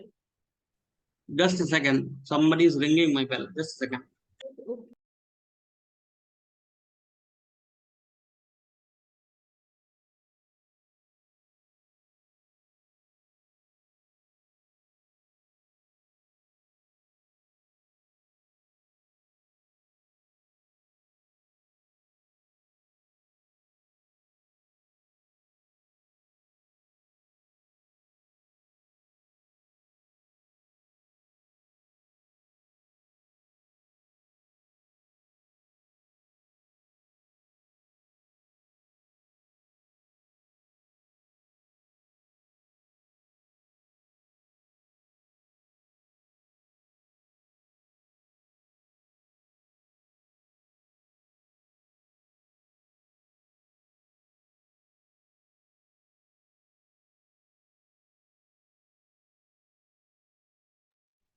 Hello. Hello. Yes, sir. Yeah, I'm really sorry. Actually, I was in home. Somebody was ringing the bell. So anyway, so this was actually the situation. We have developed this app, and then this app was very powerful to analyze the data. So after this, the setup, we have also developed one, the paper-based kit, which is able to detect one of the very important molecule, which is a creatinine, right? Which is related with kidney functions. So in this case, what is happening? You can see we have done a lot of wet chemistry on this, and after this process, what happened? We have immobilized antibody, and it reacts with the creatinine. And after the reaction, we add some of the molecules. For example, in this case, it is a picric acid, and then there is a change in the color. So this was further analyze using the optimizer of a different kind of setup. And we also made a color chart. So this color chart will help you to give a semi-quantitative analysis, and then this device will, will give you the exact value. So we have already filed a patent for both the cases. However, for the earlier one, we have already received the first examination report, which is very, very much, very, very interesting. So these are the analytical performance. You can see for the creatinine, you can see when we are changing the concentration from 5 to 400, and actually creatinine should be actually somewhere here into the real system. There is a change in the signal, linearly. We are getting two different, calibration system. And this is the, the interference analysis. It means sodium, potassium, vitamin C, albumin, and so on. It doesn't interfere with the analysis. However, when we mixed all these things together with the creatine, you can see there is a very high in the signal, which is actually the realistic model, because the creatinine doesn't, it is not present separately, as a molecule either in a serum or any other biological matrix. It is mixed together. That's why we have done this mixed analysis. So this is, all about, how we have tested the creatinine, and this is the prototype how we have developed this one. You can see the imaging tunnel slice strip holder, how it looks like. This is the adjustable lens, channel, how it looks like. This is the device prototype. This is the gradient test strip, basically. Now, I'll talk about some of the nanoscale engineering, because this is very, very interesting. Why? Because generally what happens, we talked about the biological system, but many people, they skip the nanoscale engineering, and uh, they just either make a normal kind of a synthesis, or they amalgamate with the nanoscale with the biological system. So, but we want to just tune the system in a way so that the nanoscale material should be formed directly onto the chip rather than doing the wet chemistry approach. So why I've kept this kind of the figures? Why? Because you can see this is the dendrites, the neuronal cell. So these are the ferns, and these are the snow formation. If you take a hammer and if you break it onto the ice, you can see these structures will form, and these are a patterned structure. And the cartoon of this shows that this is the primary, secondary, and tertiary branches. So these are called as the metallic dendrites. Metallic dendrites, right? So you can see there is a lot of reports which talks about the metallic dendrites in a physical aspects. So what they say that this is a highly dense structure which is a lot of electroactive sites, and then the structure can be tuned based on the requirement, and it has a minimal poisoning because of the extremely sharp nature. However, at that time, the potential of these dendrites for the biological application was very much limited. So what we thought that, okay, we will go with the fundamental at first stage, and then we will deploy those things for the detection of various molecules. And you will be very happy to see the slides where we have shown that, that these dendrites, metallic dendrites, these are different from the dendrimers which the organic chemist talks about. So we just focus on at first stage on the DLA, which is a diffusion limited aggregation, is a very fundamental principle when we talked about the dendritic structure formation. And these are the, the patterns, how it looks like. This is the cartoon of that. The precursor molecule will come into the, vicinity of the chip. There's a nucleation process, there is aggregation, then there's a branching.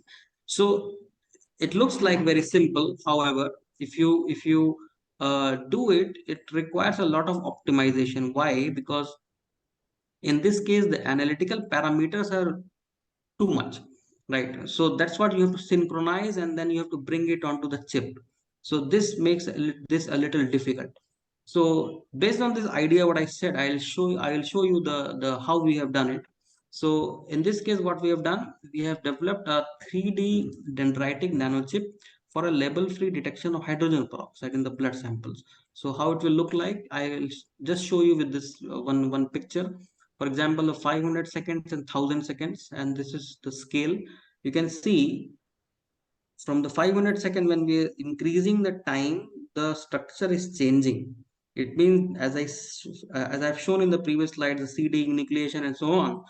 eventually at 500 seconds, the pattern is forming. So this is only one parameter of time. Otherwise, if you change the concentration of the salt, pH, and so many things, it will change. So if you want to read more about that, it's already in the paper what we have published. So these are the horizontal view and the beautiful cross-sectional view. You can see it's growing onto the chip. So this is very beautiful structure what we have already published. Now we moved on to hydrogen peroxide. This is a very important molecule which is related for various biological functions: metabolism, growth, survival, proliferation, and so on. And it is also participate in various enzymatic activity. So eventually, this is the schematic fabrication. You can see this is the chip. We have done the fabrication of dendrites, and after the fabrication of dendrites, we went to the scanning electron microscope analysis.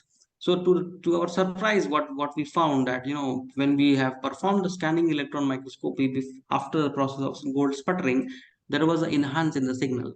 So that is what is the kind of a serendipity what we observed in this case. We were only aiming till ITU and AUND, but we deliberately added AUSP because we got a very high signal after getting the sputtered chip, which people generally throw. Nobody use the chip after imaging it after send. Generally, nobody is using that. So you can see the data here. I'll not go into the technicality of the data because it might be little confusing, or maybe people cannot understand, particularly the student. You can see this curve. Basically this is the volta CV response, LSB response. You can see here the maximum signal is coming for this point, and the constant concentration of hydrogen peroxide is this. It means this blue curve is the function of this particular setup. So if you increase the concentration of hydrogen peroxide, this was increasing. So this shows that this particular chip what we have fabricated, it shows the maximum signal for hydrogen peroxide. So after this process, what we have done this one of the assay, and when we injected hydrogen peroxide, the response time is less than 1 second. This is tremendous. So we are able to detect hydrogen peroxide even in less than 1 second using our setup. So in the final stage, what we have done, we increased the concentrations of the hydrogen peroxide from -5 to -12 moles, and you can see there is a clear-cut linearity which showing the two dynamic ranges, and eventually the detection limit is 9.8 into 10 to the -13 moles, which is very, very low. So after that, we have performed the real sample analysis. This is very important because when we develop any device or sensor, it has to be tested in a realistic models. So as I've discussed earlier, this was the range actually, and we tested this in case of the blood samples. If you can see the clinical range of the H2 to the blood is -6 to -10 or -9, and FDA approved milk H2O2 concentration is -6. So if you make a device which is having this broad range, your sensor is able to work in a different matrix. So this is what is the idea when we develop, for we or anybody in the world, they've developed this kind of the sensors or devices. They want to make it as wide as possible. For example, I'll just give you one example. For example, you imagine you have a glucose sensor which detects the glucose from 90 mg per dl to 150 mg per dl. So nobody is interested because this is the kind of a normal range. You need to have from 50 to 500. So this is the very wide, 50 to 500. So in this case, the sensor is able to detect hyperglycemic and hypoglycemic both the conditions. So anyway, so the significance of this work was basically the sputtering can be used as a peroxidase mimic. So we have a very low detection limits, very short detection time of less than 1 second, and the total fabrication time to develop the final electrode is 30 minutes. And the most important thing is we don't do any wet chemistry in this case. It means like mixing one solution to another or third to fourth one. So everything is happening onto the chip directly. So this was also one of the very highly celebrated work. So the Sputnik news from the Russian agency, they mentioned that the Indian scientists fabricated the nanochip made from the lab waste for diagnosis of the disease. The Hindu and India Science were from the DST. They also mentioned nanochip made from the laboratory waste to diagnose a disease. It means the sputtered chip has been used, which nobody uses. So, that was the example. And this is the last example what I'm going to talk is the bimetallic. For example, I have talked about the monometallic gold. In this case, there is a bimetallic, copper and gold. So this is the optimization condition I already told you. So you can see the time 10, 100, 200 and 600 seconds. So this resistance will be, decreasing. It was decreasing. It means when it was decreasing, the conductivity was higher. So that's what we required in that case. So when I say the bimetallic, so nobody will believe me. We have to show the data. You can see this is a beautiful tree patterns. You can see in this case, and this is the TEM image. This is for the gold exposed. This is the copper, and this is the merge one. So the position is same. However, the mapping is different, right? So this shows that it is a bimetallic setup. Now, in this case, what is happening, guys? In this case, this is the final probe, green one. This is the highest current at the lowest potential. It means at a lower energy, the signal is the maximum. So that's what we expected. And then when we are increasing the concentration of the target, in this case, there is a linearity actually. So you can see in this figure. So after this whole process, what I talked, for example, the ALP and followed by these things, we also work in one of the most recent thing which is called as a flexible electronic based sensor systems. So recently what we have done, we have developed one of the electrochemical detection for lead in the surface water. So this is the conventional chips what we purchase from the market, because we want to prove the setup at first stage. So we have done some kind of the chemistry here. We developed in our lab some own molecules, and then this was charged towards the detection of the lead. How it looks like? It looks like this. So these are the the fundamental chemistry what we use to develop the copper centric coordination compound CuCC, and this was integrated with the APTEST to form something like this structure. So this structure is basically is going to detect lead by a ratiometric analysis. For example, this is the copper. When the lead will come, this will go off. When it will go off, the lead will sit here, and then the signal will be copper signal will go down and the lead signal will be higher. So anyway, so after this process, we have characterized the surface of the electrodes. You can see here by this data all. This is the most important results what can be understood by the general audience. In this case, what is happening? You see, this is the final chip. For example, this. And if you realize this, the concentration of the lead in all the cases is constant, because very important, because we have to verify the fabrication of the chip, not the concentration of the lead. So this is 0.1 moles in every case. In this case, the green curve has a maximum signal, which is a function of the modification of the chip, not the lead concentration. It shows that, yes, if you use this particular modification, the detection of the lead will be very, very much, powerful.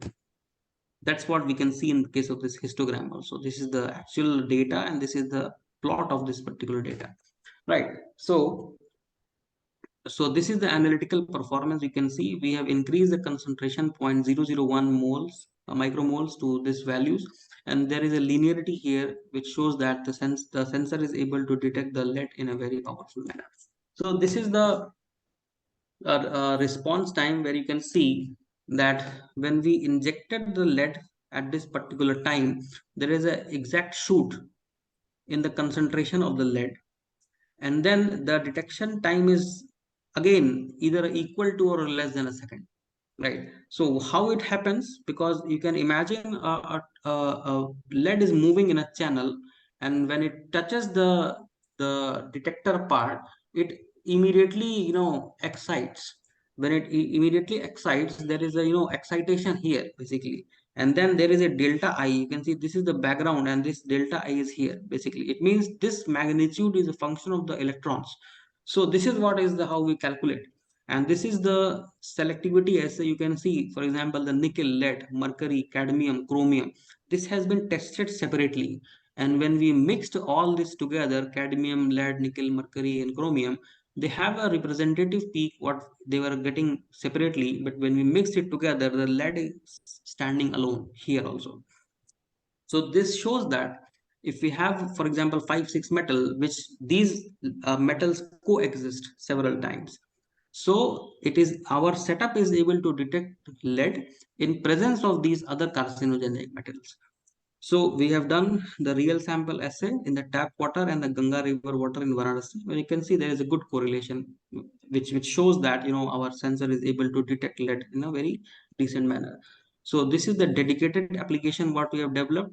We call this as a lead Generally we say we will let you know, but we have kept the app name itself is a lead This paper is in the revision from ACS Applied Sustainability and Engineering, and one of the reviewer was very happy to know the name of this, actually the application. So in this case what we'll do, we'll just put the name of the metal, we'll put the potential here, we'll put the current values here, and then eventually we'll get a flag here whether the water is able to drink, or what is the level of the lead, by having these kind of things. So this is actually the mobile screenshots which is happening in anybody can use this app what we have developed in my lab. So why it is important, actually, the detection of lead? You can see this is a very alarming situation. You can see that the level of lead in the in blood is so high, right? And the WHO and BIS and US EPA, they are giving this ranges. It should not reach to this particular level, and in our case we can see it's 1.62, quite less than this. I mean, it is actually even high than this in our case also, but we can go even 10 times less than this particular team, or maybe 5 times less than this. So and the detection time in our case is 1 second. We don't need of external levels, we don't need of anything externally we need to add into the matrix or something. No need require of any sample processing. You just bring the water, just allow it to settle down for some time, and then we can go for the detection of that, depending upon the the total dissolved solid, or such kind of thing. Either we need to filter or not, that depends on the quality of the water. But if you're getting the water which doesn't have a lot of clay, then you can use it directly. Otherwise, if required, then we can dilute it. So anyway, so the point is basically the WHO, BIS and US EPA, our sensor is quite below that. So now I'll tell you that how we can cut short the price, actually. So what the data I have shown you, that is basically on the commercial chip, but we don't want to use that chips. So that costs about 250 to 320 rupees. So this chips, what you can see here, we already filed a patent on this. So this has been developed in my lab, and you can see this is highly stable. I mean, if you scan it for 28 cycle in this particular experimental setup, this is a raw data, actually. This one and this one is a raw data almost. So it works like absolutely, there is no change. However, if you go to the 57 scans, this is actually the raw data. This itself is no, there is no significant difference. If we calculate it, it is like 7 to 8%, which is admissible.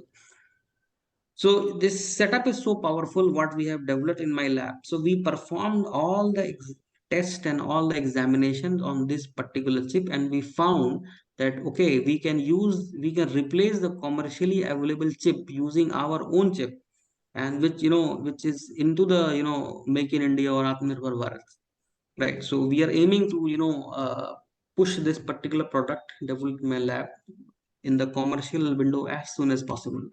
So the overall conclusion, what I will be talking, what I have talked actually so far is basically, I talked about uh, three different type of setups today in my lecture.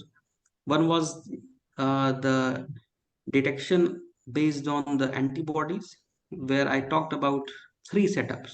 One was alkaline phosphatase using the conventional, DIC based analysis. And after that, we developed on an optimizer, and followed by I have also shown that how the creatinine can be detected using that setup. After that, I talked about the dendritic patterns, and I have shown you that how these dendritic nanochip is able to detect hydrogen peroxide, free radicals, and a drug molecule acetaminophen in a very powerful manner. Followed by this, I told you all that how indigenous chip can be developed in India. Generally, we buy it from Taiwan or South Korea, and that chip is able to detect various molecules in a very, very powerful way, even in a test 10 times less than a price.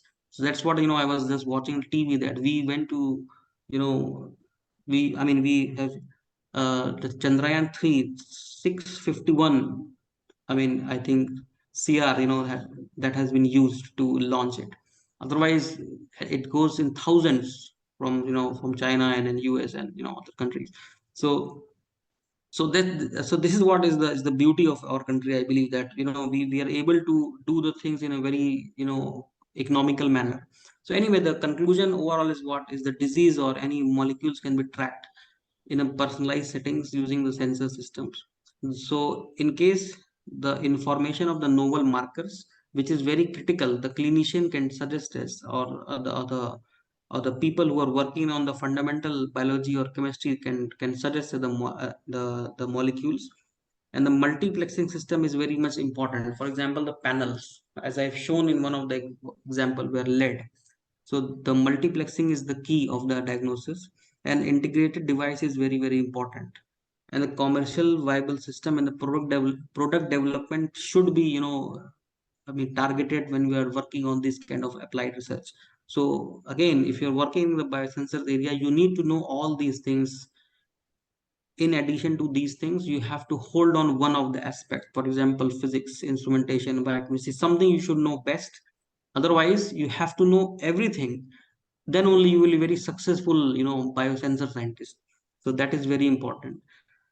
So lastly, we are here, and as I said, we need to know the marker. And when we do this analysis, or we develop the modules, we provide the analytical information. That analytical information can be useful for healthcare or environmental analysis. For example, again, if we are giving the values of 150 mg per dl for a glucose, the doctor will advise you to walk in morning and evening to lower down your glucose levels. So I'd like to thank my entire students and the former students also, and the funding agency DBT, ICMR, SCRB, IIT BHU Varanasi, FSSAI1, and thank you very much for the organizers once again to invite me for this particular conference. Thank you. Thank you, sir, for the nice and informative lecture about the interdisciplinary field of nanobioengineering. It was interesting to know about various devices like disposable biosensing device for naked eye detection of milk pasteurization indicator and palm-sized optical immunosensing device for the detection of a kidney dysfunction biomarker. It is good to know about how laboratory waste can be put to such a vital use. The applications developed to know about the level of lead in is quite interesting and useful. The recent advances in the field of nanomaterials has definitely led to the development of sensitive and robust biosensors. This would eventually help in the commercial development of portable biosensing devices. The emerging nanobiosensor technologies are paving the way towards on-site clinical applications, thus leading to early disease detection, which is really helpful. Thank you, sir, for enlightening the gathering with such knowledge of this very important field of research. Now it is time for the interaction session. I request the audience to address your queries to the speaker.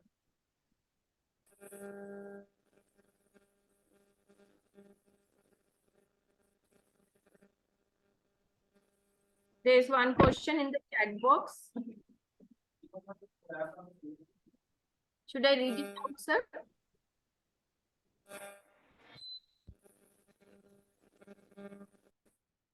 Am I audible? I'm reading the question. Okay.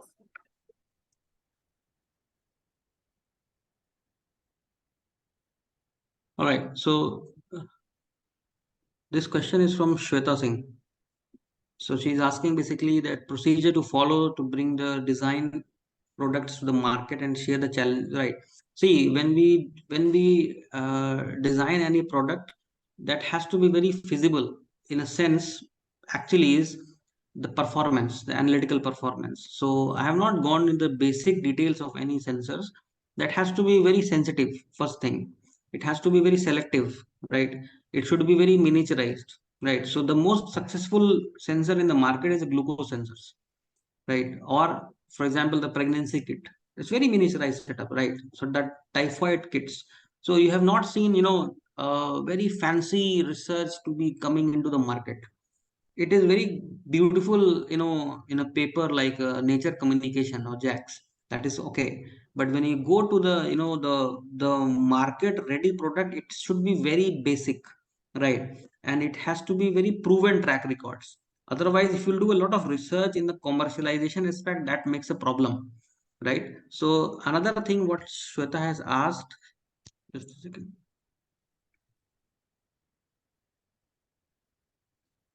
And encounter throughout the process, yes. For example, the basic problem is the real sample testing. For example, I told you that we have tested in the blood, right? We have tested in the surface water, Ganga water. And I also mentioned that if the water bodies has lot of dissolved solids, right? Because eventually the electron is moving into the matrix. If there is a resistance in the movement, there is always a fluctuation in the signal. So you have to test those setups in a very heterogeneous environment.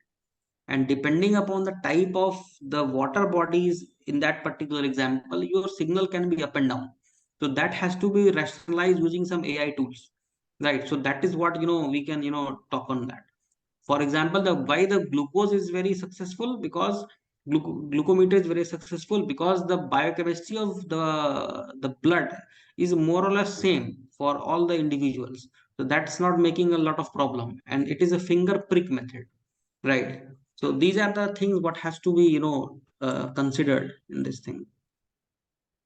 So I have another question from Manya Sharma. How to come to conclusion to use neurosensor dendrites?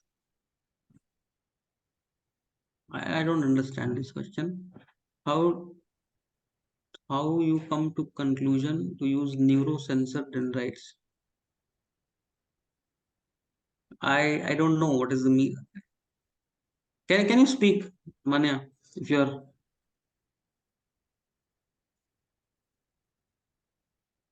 okay? Maybe you're asking that why I thought that I should use this, right? Okay, if this is the question, I'll give you the answer. When we were reading a lot of papers, we thought that these are the branch structures, the basic, the uh, how to say, if you have, for example, a potato, right? Okay, you just scoop it. You scoop the potato from various parts, various sides. When you will scoop it, so the surface area will increase compared to the normal potato, right? Now, when I talked about the dendritic structures, what is happening in this case? There is a branching, right? You have a stick, you just, do a vertical section, you make it two, right? Again, from the single side, you make it two. So it will be branch structures. When it is a branch structure, the effective area is increasing. So we thought, okay, if the effective area is changing, it means that area is going to, interact with a high number of molecules, right? So that was the thought, right? And since it is a metallic structure, so the conductivity will be also higher. So no, these are the thoughts when based on which we started our investigation. Somebody is asking me that it is actually, if it is an antibody based sensors, for example, the alkaline phosphatase and the creatinine, it is a one time use, right? Or at max it is a two time use, not more than that. However, if you talk about the hydrogen peroxide or this drug, this is a multiple time use because there is no complex formation. So my answer to be more elaborate is the sensor is of two types. One is the affinity based sensor, like lock and key. So this type of sensor is not reusable, like a pregnancy strip again, right? And another type of sensor is a glucometer, right? It is a catalytic sensor. In case of the catalytic sensor, there is no reaction where there is a binding. There is a catalysis process, right? So if there is a catalysis process, the signal can be generated several times. That is my answer. So the last one more question is, when you talked about analytical labs would not limit to the project.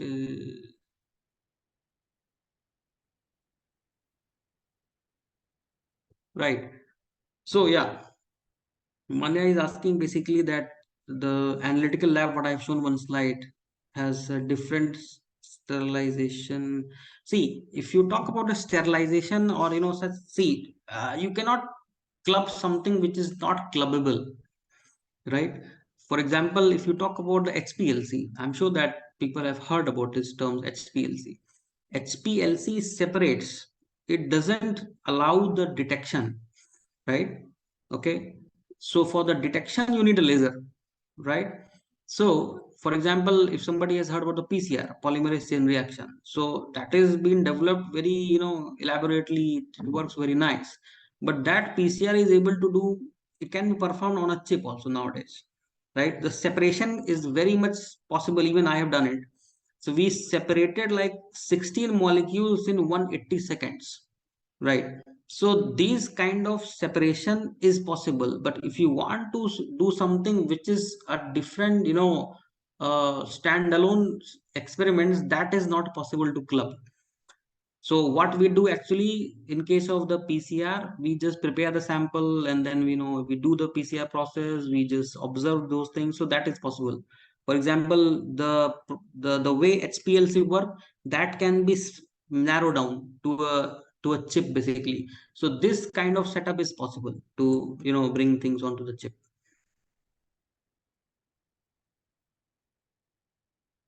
Somebody is asking me, can we use to create a full blood report and detect blood disorders and gene disorders? See, my answer for this one is basically as much as more. So there is an auto analyzer in any standard lab across the India, right? So NABL accredited labs are there. So basically the thing is, what if you are able to detect as much as marker what the general pathology is doing, labs are doing, definitely we can do that.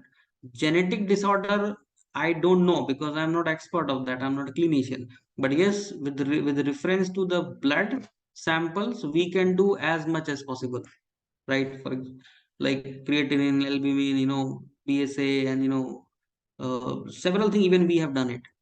So that is possible. What is the most common cause of sensor damage? The most common cause of sensor damage is basically the clogging, right? For example, if you put a blood onto the surface, you just imagine the glucometer in the market. If you prick the glucometer and you get the signal in 2 seconds, instead 2 seconds, if you're getting in 2 minutes, you will get 0 because the chip will be clogged. That is the problem, right? That is why I told you, if there is a affinity binding, it requires at least 25 minutes of binding. 20 to 25 minutes. If somebody is saying that my sensor detects in 30 seconds based on human sensor, that doesn't make sense. People are just lying. That's not possible, right? Because that is fundamentally wrong, right? So the improvement can be done in terms of making the surface stable, right? So that's what we can do in that case, right? What is the sensitivity of sensor, sensitivity can be improved. As I mentioned, you have a stick, you just do a longitudinal section, make it 2, this again make it 2, and if you're increasing the surface area will allow more binding, right? If the binding is more, the further interaction will be more. When the further interaction will be more, the signal will be higher, and when the signal will be higher, the slope will be higher of the plot. So that's what it works, right? So that's how we can do in case of any kind of sensors. If it is an electronic sensor, you need to make the surface more conducting. I have shown you several data even, so which shows that when we are increasing the time from 10 to 600 seconds, the resistance of the chip was decreasing. It means the electron transfer was increasing. So that's what we were optimizing in that case. So I think no more question in the screenshot. If somebody has more, you can ask them. Are there any more questions?